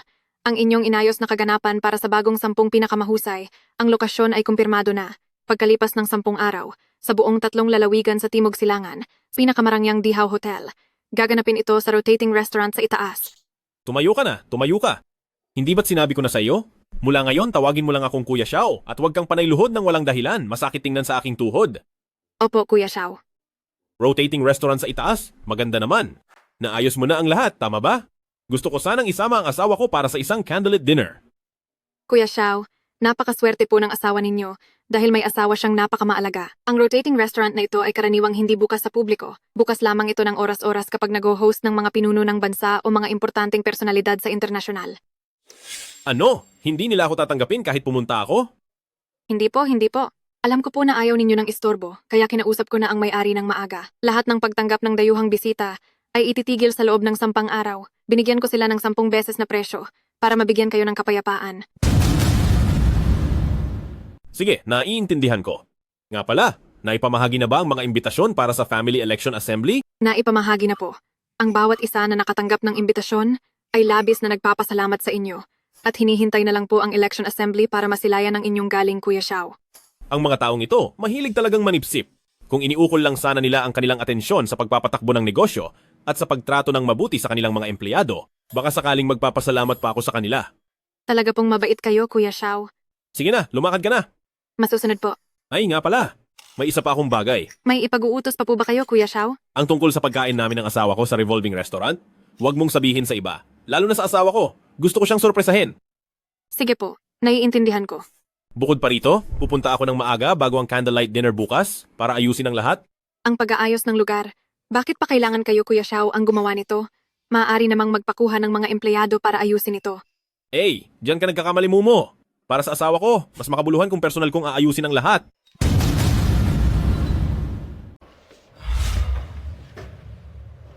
Huminto ka? Sino ang sinisigawan mo? Ikaw, mukha kang basurang pulubi. Kung hindi ikaw, sino pa? Anong problema sa suot ko?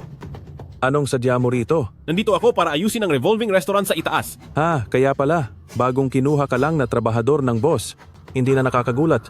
Pero payo ko lang, mas mabuting umuwi ka muna at magpalit ng Amerikana bago ka magtrabaho. Aakyat lang naman ako para mag-ayos ng venue. Bakit kailangan pang naka-Amerikana? Iyan ang patakaran. Basta pumasok ka sa Hotel Imperial namin, kahit ikaw pa ang naglilinis ng banyo o nag-aayos ng inidoro, kailangan nakapormal ka. Nakakatawa. Sobra talagang nakakatawa. Bibilang ako hanggang 3. Lumayas ka agad. Paano kung hindi ako umalis? Anong ginagawa mo? Ganyan ba ang pakikitungo sa bisita? Ma'am Feng. Ikaw siguro ang may posisyon dito, di ba? May napakahalaga akong gagawin. Pwede bang pakiusapan itong security guard na magpapasok? Chow Yuntian, kaibigan. Nagkita tayo ulit. Ako si Feng Feifei. Feng Feifei? Ang tagal na nating hindi nagkita, muntik na kitang hindi makilala. Manager ka na pala sa ganito kalaking hotel, astig ka ah. Ang galing mong magsalita. Ako, pinagtatakbo lang ako ng amo ko. Isang maliit na pinuno. Malaki pa rin yan. Narinig ko na itong hotel na ito ay madalas na tumatanggap ng mga dayuhang bisita. Sa kabila ng iyong murang edad, malaki na ang iyong nagawa bilang manager sa hotel na ito. Okay lang naman. Ikaw ba ang humarang sa aking kaibigan sa labas at ayaw mong papasukin? Pasensya na, Ma'am Feng. Hindi ko po alam na kaibigan niyo pala siya. At saka, hindi po siya nakasuot ng maayos. Sinusunod ko lang po ang patakaran ng hotel. Fei, sinasabi ko sa iyo, ang mga kakaibang patakaran ng hotel na ito, talagang kailangan baguhin. Dating kaklase, masyado mo namang iniisip na espesyal ka? Isang amoy mahirap? Nangangahas pa bang magbigay ng payo sa aming dihaw Jotian? Akala mo ba talaga tutulungan kita? Fei, ano bang ibig mong sabihin? Anong ibig kong sabihin? Hindi pa ba sapat ang linaw ng ibig kong sabihin? Ikaw na ganitong amoy mahirap, gusto pang pumasok sa hotel namin. Sasabihin ko sa'yo, sa buong buhay mo, huwag ka nang umasa. Fei, ako, si Xiao Yinten, sa pagkakaalala ko ay hindi kita inaway. Bakit mo ako masyadong pinupuntirya? Bakit ba? Hindi ko lang gusto kung ano ka. Sino ba ang hindi nakakaalam na pumunta ka sa Suja nitong mga nakaraang taon at naging isang lalaking nakatira sa bahay ng asawa? Nung nasa eskwelahan ka, wala kang makain. Ngayon nag-graduate ka, natuto kang umasa sa asawa. Hindi mo rin tinitignan ng mabuti. Lugar ba ito para sa iyo? Ang Dihaw Jotian na ito, matagal nang nabook ng isang misteryosong mayamang tao. Ikaw mismo ang nagsabi kanina, ang hotel na ito ay nabook ng isang mayamang tao. Hindi mo ba naisip, baka ang mayamang tao na iyon ay ako? Ikaw? Karapat-dapat ka ba? Tingnan mo nga ang suot mo. Mukha ka bang mayaman? Nagsuot lang ako ng simple dahil aayusin ko ang lugar para sa candlelit dinner ng asawa ko. Pero may connection ba yan kung mayaman ako o hindi? Kakain kayo ng candlelit dinner ng asawa mo? Anong klaseng asawa naman ang sayo? Sayang lang ang pagiging pangalawang binibini ng pamilya Sunya, pero ikaw pa ang pinili niyang walang kwentang basura. Hoy! Si Mowu ba? Binibigyan kita ng 1 minuto para ipakita sa akin ang may-ari ng Emperor Hotel? Galit na galit ako ngayon. Sabihin mo sa kanya na kung mahuli siya ng 1 minuto, pananagutan niya ang lahat. Nagpapanggap pa rin siyang kilala niya ang amo namin. Siguro ayaw mo nang mabuhay, di ba? Nandito ka lang para manggulo, di ba? Sige, gulpihin niyo siya.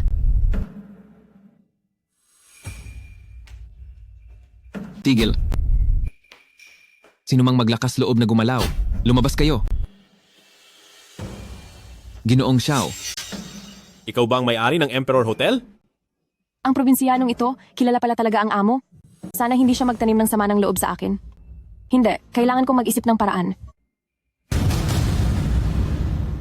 Ginoong Xiao, maligayang pagdating sa Imperial Hotel para sa inyong pagbisita. Pakiusap, pumunta tayo sa opisina ko para mag-usap ng detalyado. Ang pagdating ni Ginoong Xiao ay isang karangalan para sa aming Imperial Hotel at karangalan din para sa akin bilang dating kaklase. Pumasok po kayo. Fei, kaklase ka pala ni Ginoong Xiao? Oo. Si Ginoong Xiao ang dati kong matalik na kaibigan. Napakalapit ng aming ugnayan. Napakaganda niyan. Simula ngayon, ikaw na ang HR manager ng ating hotel. Sa susunod na dumating si Ginoong Xiao, ikaw ang eksklusibong mag-aasikaso sa kanya. Kung hindi siya masisiyahan, ikaw ang mananagot. Yuntian, pumasok na tayo at mag-usap. Nakapag-book na ako ng presidential suite. Maalikabok sa labas. Maligo ka muna. Maya-maya, ako mismo ang maglilingkod sa iyo. Hindi ako nasisiyahan ngayon.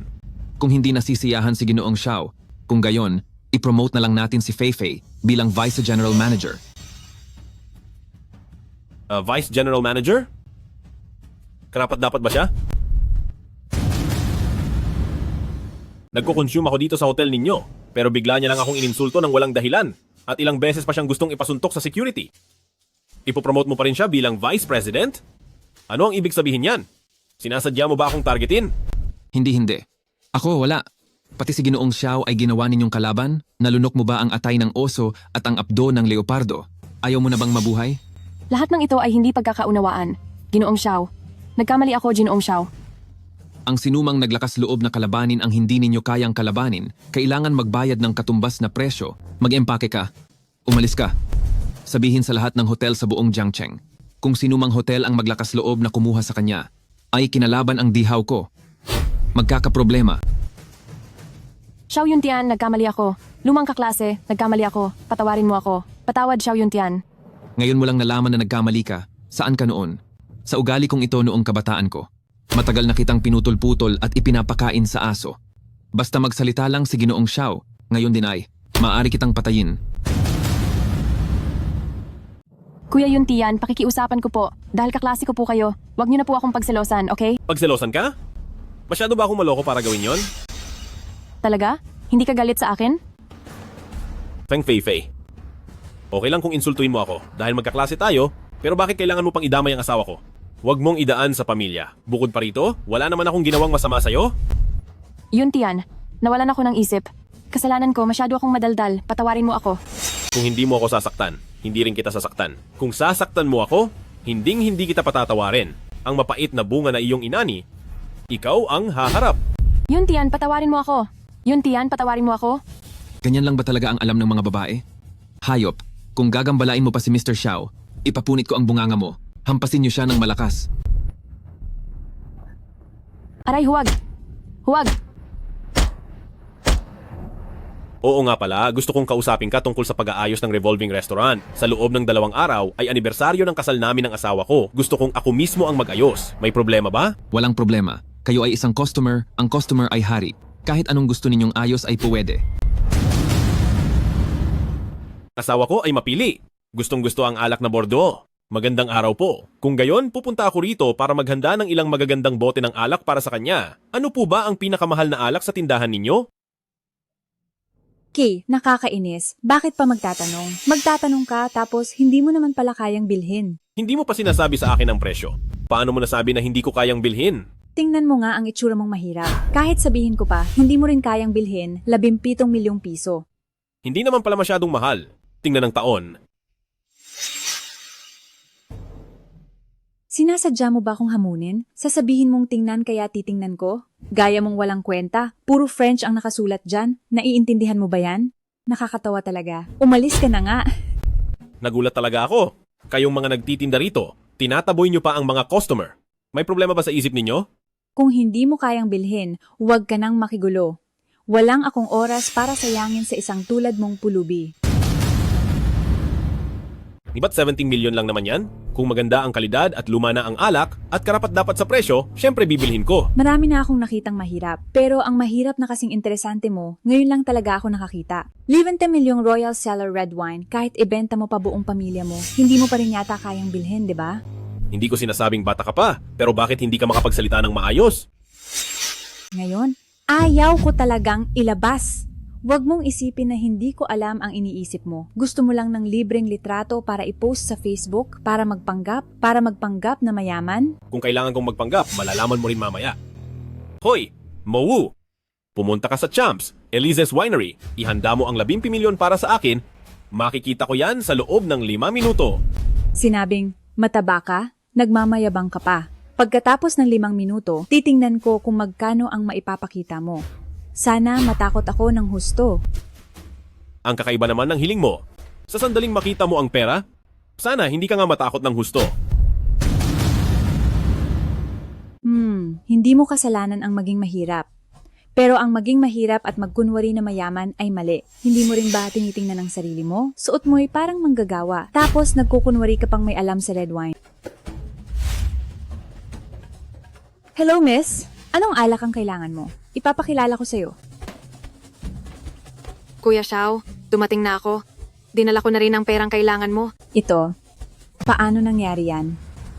Bakit naman hindi mangyayari? Hindi mo ba nakita? Mowu! Tawagin mo ang manager ng tindahang ito. Boss Han, ako po si Mowu. Hindi ba't sinabi mong ibibigay mo ang buong winery sa aming hukom? Paano nangyaring narito na ang hukom sa winery ninyo pero hindi mo pa rin siya sinasalubong? Hindi ko alam na darating kayo. Hukom. Karapat-dapat akong mamatay. Lalabas ako agad para salubungin kayo. Darating ako sa loob ng 1 minuto. Mas mabuti na pag-isipan mong mabuti kung paano mo ito ipapaliwanag kay hukom. Kung hindi, ipapasara ko ang inyong Shangshe, Lishe Winery simula ngayon at ipapabalik ko ang inyong mga binti. Binibining mo. Kumalma muna kayo. Papalapit na ako. Papalapit na ako.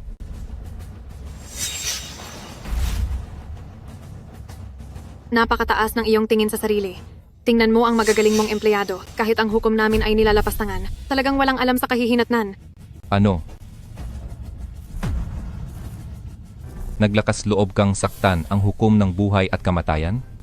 Talagang napakawalang galang, napakawalang alam. Ikaw na walang pakialam. Sino pa ba ang hindi mo kayang kalabanin? Boss, pasensya na. Bulag ako. Palayain niyo po ako sa pagkakataong ito. Palayain ka? Sinaktan mo ang hukom?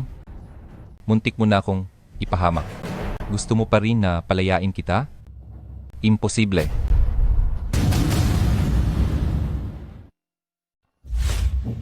Patawarin mo na po ako sa pagkakataong ito. Hindi na po ako muling magmamaliit ng tao. Nagmamakaawa po ako. Ang binti ng hukom ay hindi mo dapat hawakan. Ikaw na walang alam. Nabagay ka. Ay, tama na. Sapat na yan. Alisin niyo ang babaeng ito. Ayoko na siyang makita. Opo, mahabagin kayo. Hukom. Agad kong gagawin ang gusto ninyo. Kung makita pa kitang muli sa Jiangcheng, papatayin kita. Bakit hindi ka pa umalis? Teka, mahilig uminom ng red wine ng bahay niyo ang asawa ko. Bigyan mo ako ng isang bote, magkano? Babayaran ko ng orihinal na presyo. Nagustuhan ng ginang ang winery namin. Malaking karangalan po iyon. Ito pong winery, ibibigay ko na sa inyo. Hindi na kailangan. Pero ito po, kailangan niyong tanggapin.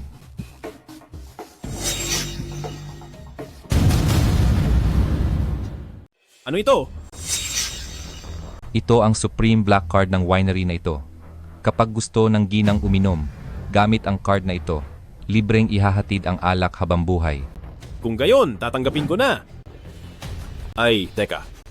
Ang ginagawa ko ba ay hindi nakakagulo sa iyo? Hindi. Isang karangalan po naming pagsilbihan. Ang poong hukom.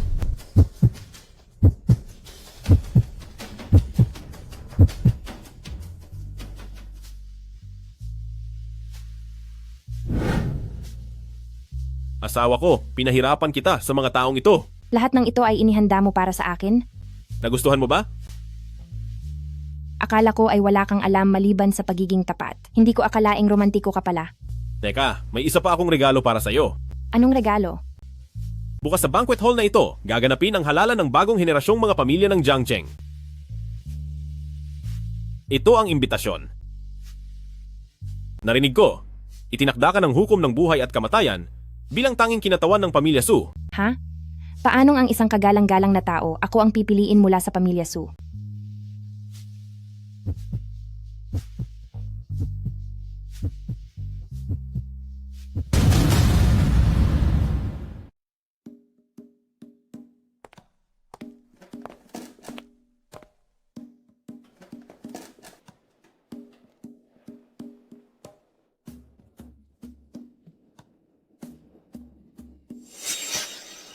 Tama lang, at nandito na ang lahat. Lahat kayo ay nagtipon-tipon dito para pumili ng bagong pamilyang angkan para sa Jiangcheng na siyang hahawak sa pulso ng Jiangcheng. Pakihintay lang po ang lahat. Mamaya, ipapahayag ko sa inyo ang resulta ng halalan.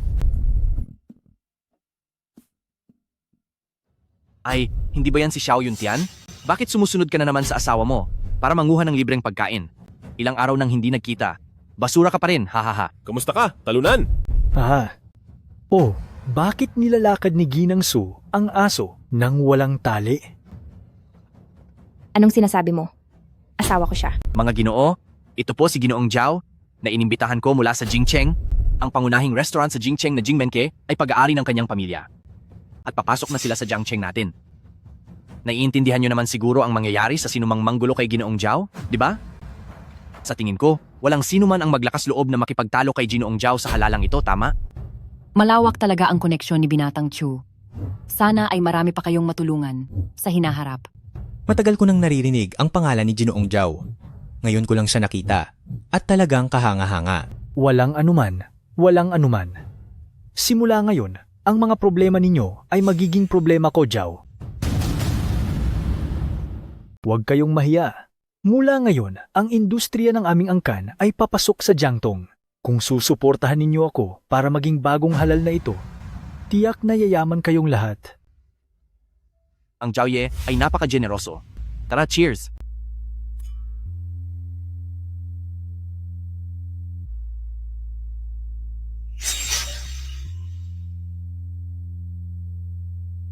Mas gumanda ka pa simula nang ikasal ka. Oo nga, kaso napangasawa niya ay isang mahirap na lalaki. Siguro hindi ka rin niya naaalagaan ng maayos? Nga pala, Suman, ang asawa mo, simula nang paalisin sa Suja, saan siya nagtatrabaho ngayon? Siya? Wala pa siyang mahanap na trabaho. Hahaha. Ay nako, tama nga ang hula ko. Ang isang inutil na nagpapalamon. Talagang ang walang makitang trabaho. Hahaha. Hindi naman ganoon masabi. Ang pagiging live-in husband. Kailangan din ng tapang. Hahaha. Hahaha. Xiaoye, ang iyong Jinmen Cook, mahigit 500 empleyado. Kailangan pa ba ng tagahugas ng pinggan? Baka gusto mong subukan ng inutil na ito. Ay, isipin na lang natin na nagmamagandang loob tayo, ha? Hahaha. Dahan-dahan lang. Dahan-dahan lang. Dito, kailangan pa ng bachelor's degree para maghugas ng pinggan. Haha. Ewan ko lang sa live-in husband na ito. Ilang taon ba siyang nag-aral? Hahaha. Ay naku, ang tanga ko naman. Bago naman maging live-in husband ang inutil na yan, wala naman siyang mataas na edukasyon, di ba?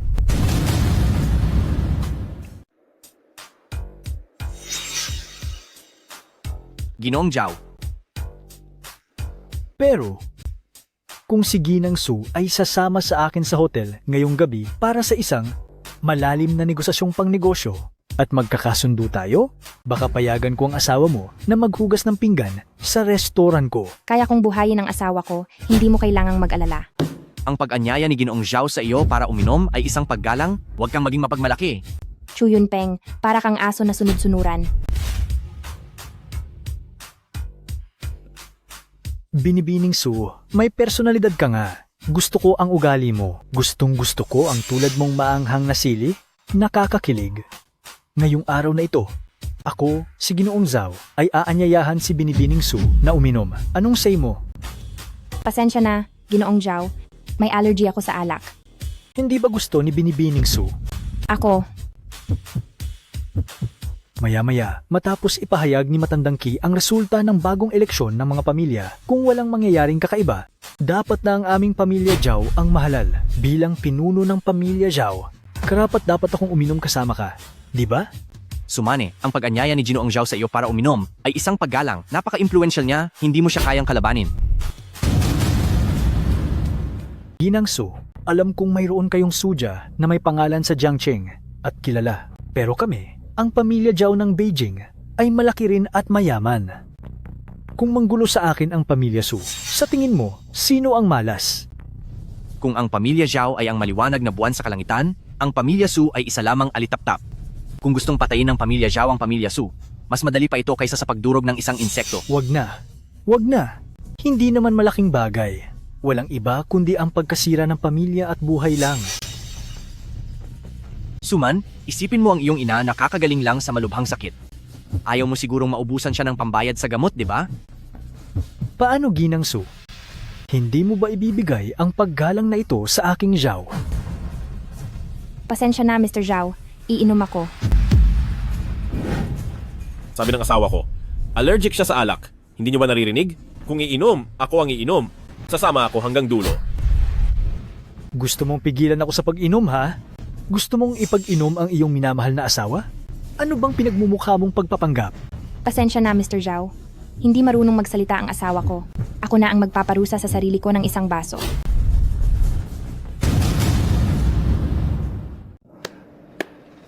Magaling, magaling. Binibining Su, mas lalo akong humahanga sa iyo. Asawa ko, baliw ka ba? Ang katawan ay iyo. Nariyan ako.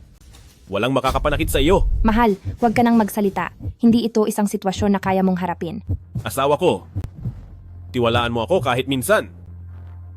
Ginoong Zhao, pag-uwi, sisiguraduhin kong maturuan siya ng leksyon. Kayo po ay malawak ang pag-iisip. Huwag ninyo sana siyang pansinin. Uubusin ko itong alak. Mabuti, maganda at masigasig. Sobrang angkop para maging kirida ko. Mabuti at ikaw, Suman, ay nakakaunawa. Si Apo Zhao ay malawak ang pag-iisip talaga. Binibining Su, alang-alang sa'yo, hindi ko napapansinin ang asawa mong inutil. Gayunpaman, ngayon din ang magandang araw para sa pamilya Zhao na mahalal bilang isang marangal na pamilya. Ang basong ito ng alak ay iniaalay ko sa pamilya Zhao. Sana po ay maging maunawain kayo sa hinaharap at huwag ninyo sanang pahirapan ang aming pamilya Su. Sinabi ko na, hindi siya iinom. Zhao, Pangulo Zhao, samahan ko po kayong uminom. Mahal, ano ang ginagawa mo? Galing siya sa kabiserang lungsod. Hindi natin siya pwedeng kalabanin. Zhao, Pangulo Zhao, huwag ninyo na pong patulan ang isang walang kwentang manugang. Zhao, Pangulo Zhao, huwag niyo na po siyang pagtuunan ng pansin. Maghintay ka! Isang tawag ko lang, buburahin ko ang pamilya niyo sa Su. Zhao Ji Zhao, itong si Suman at ang walang kwenta niyang asawa ay hindi ka nirerespeto. Hindi mo sila pwedeng palampasin. Ang inutil na ito ay nangahas pang kalabanin ako. Naghahanap ng gulo. Tama, kailangan natin siyang turuan ng leksyon ngayon. Ngayon, ipapakita ko sa kanila ang kapangyarihan ni Zhao Erhu. Ay Zhao Ji Zhao, kalma, kalma.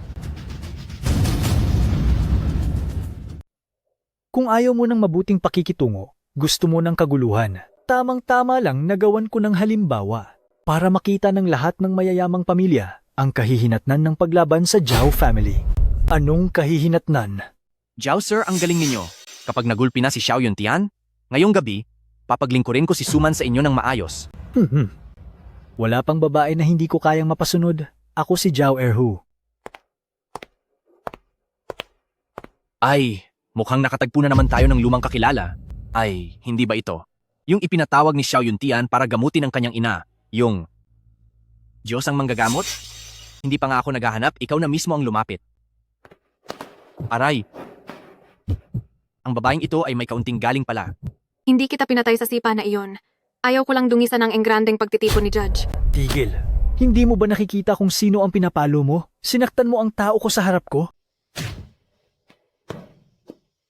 Lintik na babae. Huwag mong isipin na hindi ako nananakit ng babae. Ikaw, naglakas loob kang saktan si Zhao sir? Wala kang alam sa kamatayan? Kakalabas lang ni Boss Zhao ng utos para parusahan si Xiao Yuntian na walang kwentang iyon. Sakto, idadamay na rin kita. Idadamay ako? May kakayahan ba kayo? Noong kabataan ko, nang gumagala pa ako, may daan-daang tauhan ako. Si Boss Zhao ay isang mayaman na pamilya sa kapital. Kaya mo bang kalabanin? Kung matalino ka, lumuhod ka, at humingi ng tawad. Kayong dalawa, ang daldal ninyo talaga. Hindi ka naniniwala ano? Mamaya pagdating ng mga tao, ipapakita namin sa iyo ang kapangyarihan ni Boss Zhao. Mukha ka namang maganda, pero hindi ko inaasahan na isa kang tigreng babae. Boss Zhao, bakit nyo naman sinasabi yan? Kanina, galit na galit si Boss Zhao. Baka pati kami bugbugin niya. Sa tingin ko, posible. Suman, kasalanan ng asawa mo yan. Laki, hindi ko dapat dinala ka dito. Ngayon talagang nagkamali tayo. Nagalit tayo sa bagong pamilya. Tapos na ang pamilya Su natin. Sinasabi niya, pinaniniwalaan mo naman. Bakit pakiramdam ko ang bagong pamilya na ito? Hindi ito ang pamilya Zhao. Huwag kang magpakapilit. Maya-maya, darating na si Matandang Chi para ipahayag ang resulta ng kandidatura. Kung sakaling sila nga ang pamilya Zhao, tapos na tayo. Sa tingin ko, ang pamilya Zhao ang tapos na. Sa harap ng napakaraming tao, pwede ba huwag ka nang magyabang? Sa Wingten, pakinggan mo ang payo ng asawa mo. Umalis ka na. Huwag mo kaming idamay. Kami, ang buong Jiangtong, ay sinira mo. Si Zhao Erhu na ito ay malupit sa show 2. Walang sino man ang pumigil sa kanya sa show 2. Paano ka naglakas loob na galitin siya? Kung alam lang namin na siya ang kakandidato, bakit pa tayo nakikisali dito? Hindi rin naman tayo mananalo. Lalaki, magparaya lang tayo. Magtago ka muna. Marami na akong nakitang tulad niyang maliliit na bastos, hindi ako natatakot. Hello? Kuya Xiao, ikaw po ang mamimili ng bagong kandidato ng pamilya. Sige, nakita ko na ang mga marangal na pamilya sa Jiangchong. Walang sino man ang pwedeng seryosohin. Napili ko na ang kandidato para sa bagong pamilya. Mamaya, ipapadala ko sa iyo sa text at ipahayag na lang ni Matandang Ki. Sige po, ipaparating ko na po. Sige. Ano po ang nangyari sa inyo, Mr. Chu? Ikaw rin, nasaktan ka? Anong pinagsasabi mo? Kaming dalawa ay nadisgrasya lang. Pagsisisihan ng babaeng iyon ang ginawa niya. Tama, Mr. Zhao. Sino po ba kayo? At kayo, anong tinitingnan ninyo? Tignan nyo pa, dudukutin ko ang mga mata ninyo. Mr. Zhao, kumalma po kayo. Darating na ang mga tauhan ko maya-maya. Pagdating ng mga tao ko, tingnan natin kung sino pa ang mga abuso. Mr. Zhao, sa isang tapak nyo, magkakagulo ang buong Jingcheng. Kaya lalo na itong maliit na Jiangcheng. Magaling kang magsalita. Naturuan niyo po ako ng maayos, Mr. Zhao. Mahal, umalis ka na. Baka darating na ang mga tao nila. Gusto mong tumakas? Huli ka na. Umupo ka ng maayos. Chu Yunpeng, ikaw na alagad ay talagang mayabang. Huwag kang bastos na babae, nilalait mo pa ako.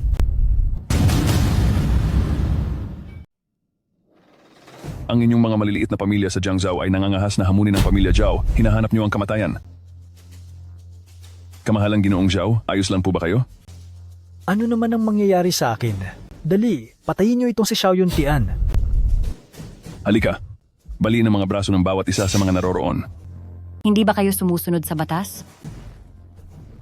Batas? Ang salita ni Ginoong Zhao ang batas. Huwag kayong matakot. Ako na ang bahala sa mga bastos na ito. Napakalaki ng iyong bibig. Ang mga eksperto ng pamilya Zhao ay mga retiradong special forces, hinahanap mo lang ang kamatayan. Malaki ang bibig ng kapatid. Ilang tao pa lang ang humahamak sa akin at wala pa silang nakakakita sa araw ng bukas. Nakakatawa talaga. Hindi mo alam ang iyong kakayahan. Bata, ikaw ang una na nangahas na kausapin ako ng ganyan. Interesado ka bang maging alagad ko? Ngayon, sinumang tao ay nangangahas nang magkaroon ng mga alagad? Nagsasalita ka ng bastos. Ngayon, ipapadala ka namin sa kabilang buhay. Walang alam?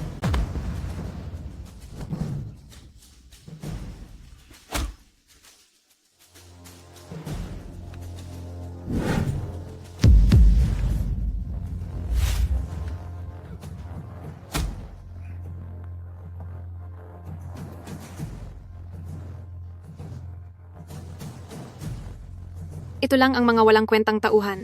Nangangahas pa ring maging walang galang sa pagtitipon ng pagpili ng angkan? Kahiya-hiya talaga ang inyong ginagawa. Para kayong sumasayaw na nakababa ang pantalon, umiikot-ikot sa kahihiyan.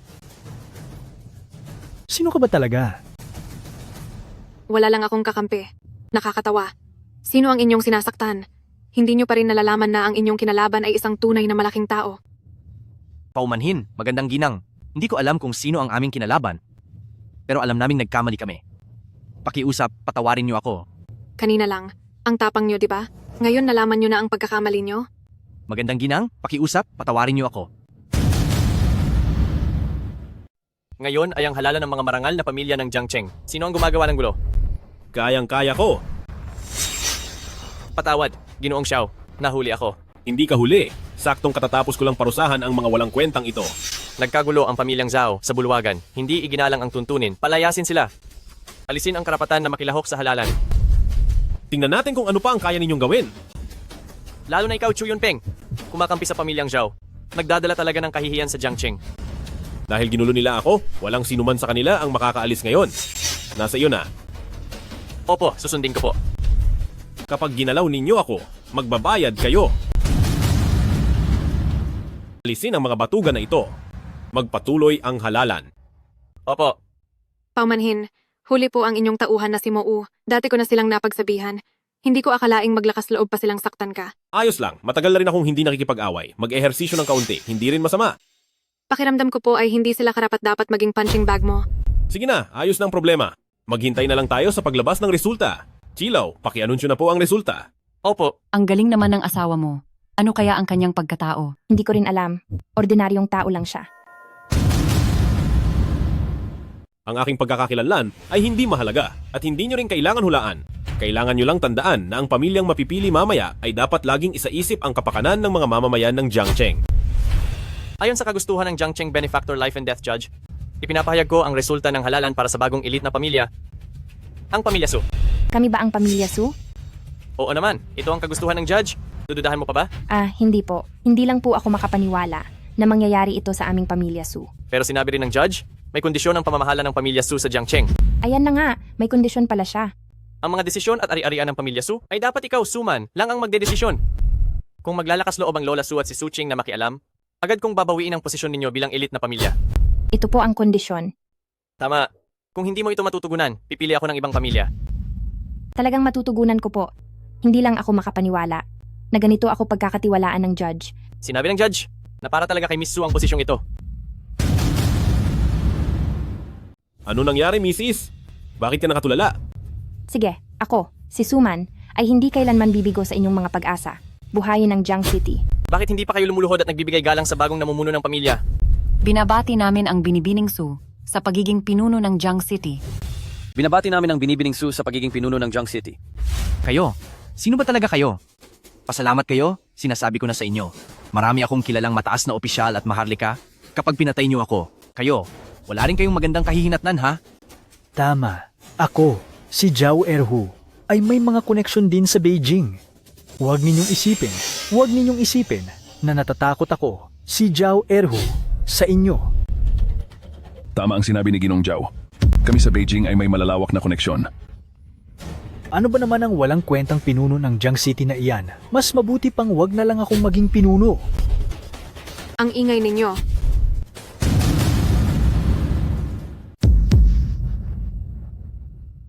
Napakalaking lalaki. Ikaw, sino ka ba talaga? Ako, sino ba talaga ang inaway ko?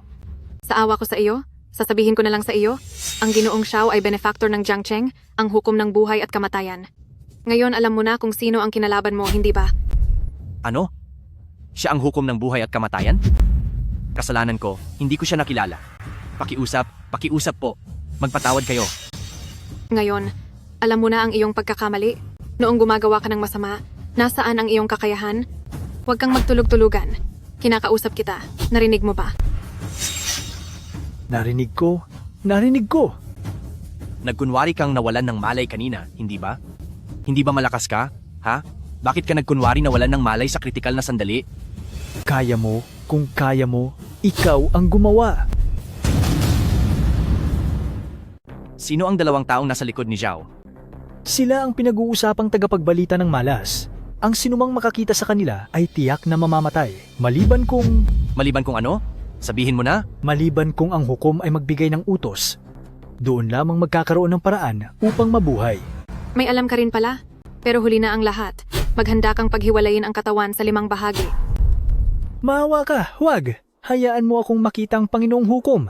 Handa akong ibigay ang lahat ng ari-arian ng pamilya Zhao. Ako rin. Ang aking pamilya Chu, mula ngayon, sa bawat henerasyon, ay magiging tapat na aso ng pamilya ni Ginoong Xiao. Buti naman at ganyan na lang sana noon pa. Tama. Basta payagan niyo akong mabuhay, handa akong maglingkod ng buong katapatan kay Ginoong Xiao. Dahil sinabi nyo na, dumaan na lang tayo sa legal na proseso. Ito ay isang kasulatan ng walang bayad na donasyon. Ibigay ang lahat ng ari-arian ng inyong pamilya Chu at pamilya Zhao upang makatulong sa mga mahihirap na mamamayan. Sige, basta mabuhay ako, kahit ano gagawin ko.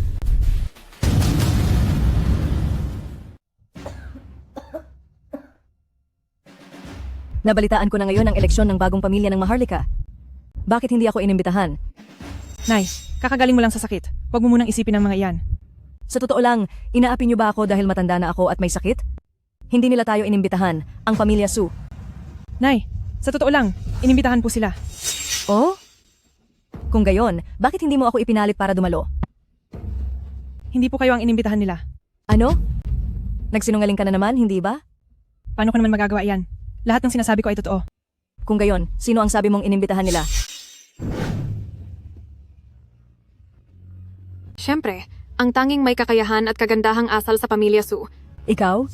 Matandang ginang Su, hanggang ngayon ba wala ka pa ring alam at hindi mo pa rin makilala ang tama sa mali?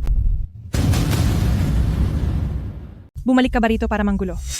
Ate, hindi kami bumalik para mang-istorbo. Kung gayon, bumalik ka rito para magyabang. Paano na? Hindi ka napili, hindi ba? Ilang mayayamang pamilya ang hindi ka pinansin, hindi ba? Paano mo ako nagawang saktan? Ano kung sinaktan kita? Paano mo nagawang bastusin ang pinuno ng Jiang Cheng? Anong pinuno ng Jiang Cheng? Nagbibiro ka ba? Ibig sabihin ba'y napili ang aming pamilya Su bilang bagong marangal na pamilya? Ayon sa alamat, tanging ang pinuno lamang ng isang marangal na pamilya ang may karapatang tawaging pinuno ng Jiang Cheng. Tama. Napadalos-dalos lang ako. Bunso, huwag kang magalit kay ate. Ang aming pamilya Su ay tunay na pinagpala dahil napili bilang marangal na pamilya. Tunay ngang pinagpala kayo. Ngunit ang pamilya Su, tanging si Binibining Suman lamang ang maaaring gumamit ng kapangyarihan ng marangal na pamilya. Huwag kayong magplano ng masama. Nanay, baka mapahamak ka sa galit, nanay. Ikalawang anak? Alam mo naman na ang nanay mo ay parang may matalim na dila pero malambot ang puso. Tayong lahat ay isang pamilya. Kaya mula ngayon, hindi mo ako pwedeng pabayaan, ha? Itong lumang bahay, itong mga ari-arian, ipagkakaloob ko sa iyo. Nanay, bakit ka nagbabago ng paninindigan? Hindi iyan ang sinabi mo dati. Ako ang panganay na binibini ng ang pamilya Su. Bakit wala akong matatanggap? Sino ang nagsabing sobra mo itong ginawa? Ang bawat hakbang ay sarili mong ginawa. Ate, ayaw kong makipagkumpetensya sa iyo simula bata pa ako. Pero palagi kang lumalabas na mas sobra sa bawat pagkakataon. Kaya hindi mo na ako masisisi sa nangyari ngayon. Magandang kapatid, gusto mo ba akong patayin? Nanay, sa pagbalik namin ni Yuntian, hindi namin hangarin na inisin ka, kundi nagdala kami ng ilang pampalakas na gamot. Uminom ka nito para agad kang bumalik sa lakas. Pero pagkatapos nito, huwag ka nang manghimasok sa mga usapin ng grupo. Asawa ko, tara na. Ikaw ang naging pinuno ng Jiangcheng. Si Old Key ang iyong kanang kamay. Siya ay makikinig sa iyo mula ngayon. Inimbitahan niya rin tayo kumain. Tara na.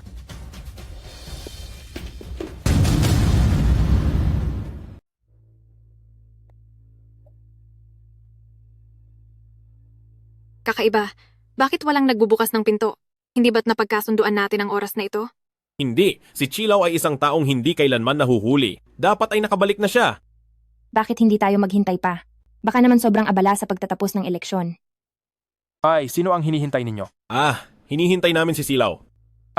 Ako rin ay pupunta para sunduin si Chilaw. Wala ba si Chilaw sa meeting hall para tapusin ang trabaho? Balita ko ay tapos na raw ni Chilaw ang lahat at nakabalik na siya.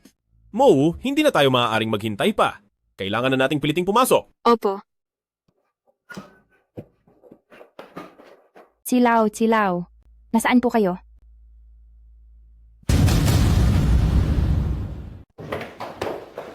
Chilaw.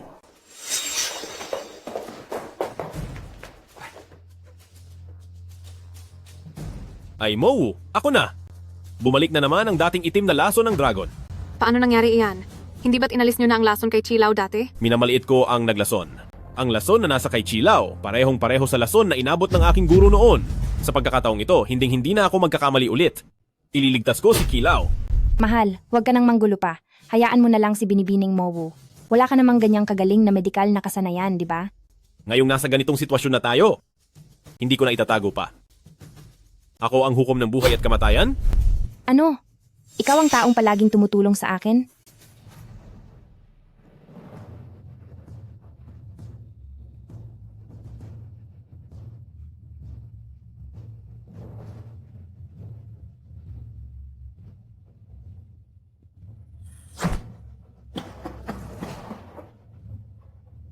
Chilaw, gising na kayo. Ginoong Xiao? Alam ko na kung sino ang pumatay sa iyong guro noon. Sino?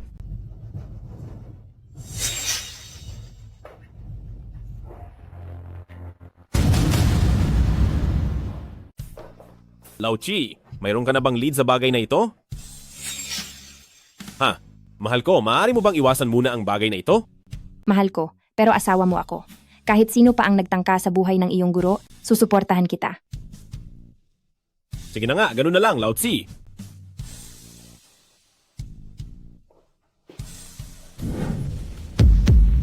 Ikaw, Chuan yan. Xianshun Xiao, patawarin niyo ako. Xianshun Xiao. Ikaw ang hinayupak na nagtangkang gawa ng masama ang asawa ko? Kaya nagkaroon ng aksidente? At muntik mo pa siyang mapatay? Isa akong hayop. Hindi ako tao. Lao Tzi, ano ang ibig mong sabihin sa pagpapakita mo sa akin ng taong ito? Ano ang kinalaman niya sa pagkamatay ng aking guro? Huwag mo muna siyang saktan. Hayaan mo siyang magsalita. Sabihin mo, ano ba talaga ang nangyayari dito? Ginoong Xiao, noon, ang pamilya Chu at ang pamilya Su, nagsama-sama upang gumawa ng mga ipinagbabawal na gamot. Kalaunan ay natuklasan ng iyong guro. Nagdulot ng daan-daang bilyong pagkalugi. Pagkatapos, ang matandang master ng pamilya Chu ay nakipagsabuatan sa ginang ng pamilya Su na magkunwaring may sakit, na sinamahan ni Chu Yunpeng. Kunwari ay humihingi ng tulong medikal. At pagkatapos ay sinamantala ang pagkakataon nang hindi nakahanda ang iyong guro para patayin siya. Arg. Ano? Ang aking ina ay ang kasabwat pala sa pagkamatay ng guro ni Yuntian? Ginoong Xiao, huwag mo na siyang sakalin. Kung sakaling mo pa, mamamatay siya. Ginoong Xiao, kung hindi ako nagkakamali, ang naglason sa akin kanina ay miyembro din ng pamilya Chu. Narito sila para patayin si Chuan yan. Swerte kang dumating sa tamang panahon. Nailigtas mo ako at ang hinayupak na ito. Ginoong Xiao, tiyak na nakita mo na ang mangyayari, tama? Kung hindi, hindi ka sana magtatago ng iyong pagkakakilanlan bilang hukom at magiging manugang sa pamilya Su. Matandang Chi, ano ang ibig mong sabihin?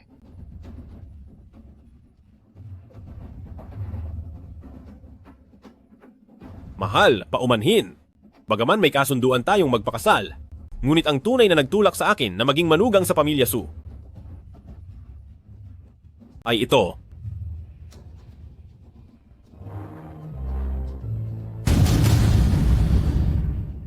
Ikaw. Matagal mo nang pinaghihinalaan ang pamilya, Sue. Pinakasalan mo ako para lang imbestigahan ito. Asawa ko, pakinggan mo ako.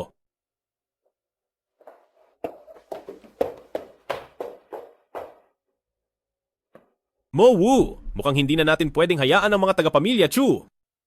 Pababagsakin ko sila. Bago magbukang liwayway, gusto kong lumuhod silang lahat sa harap ng libingan ng guro ko at humingi ng tawad. Opo, ang hukom ay nag-utos, tatu pa rin ito. Binibining Mowu, ang pamilya Chu ay nagbigay na ng lahat ng aming yaman ayon sa kasunduan. Bakit? Ano po ba ang ginagawa ninyo?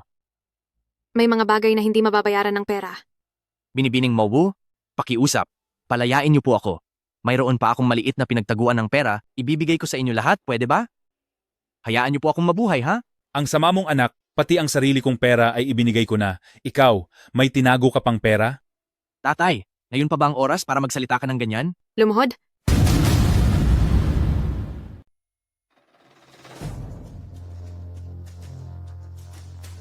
Noon, pinilit lang ako ng aking ama.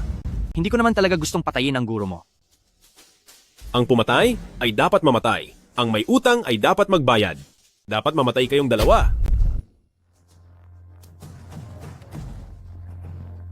Huli na, mensahero ng kamatayan, ibigay mo sa akin ang aklat ng buhay at kamatayan.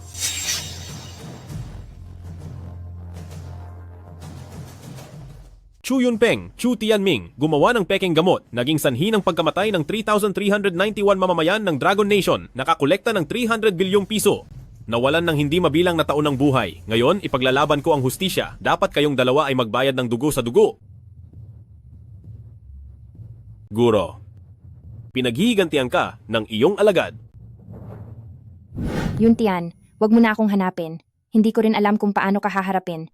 Hindi ko inakala na ang nanay ko at ang kapatid ko ay mga kasabwat sa pagpatay sa guro mo. Mahal, bakit ka nag-iisip ng ganyan? Sila ay sila, ikaw ay ikaw. At hindi kita pinakasalan para lang maghiganti. Dahil mahal na mahal talaga kita.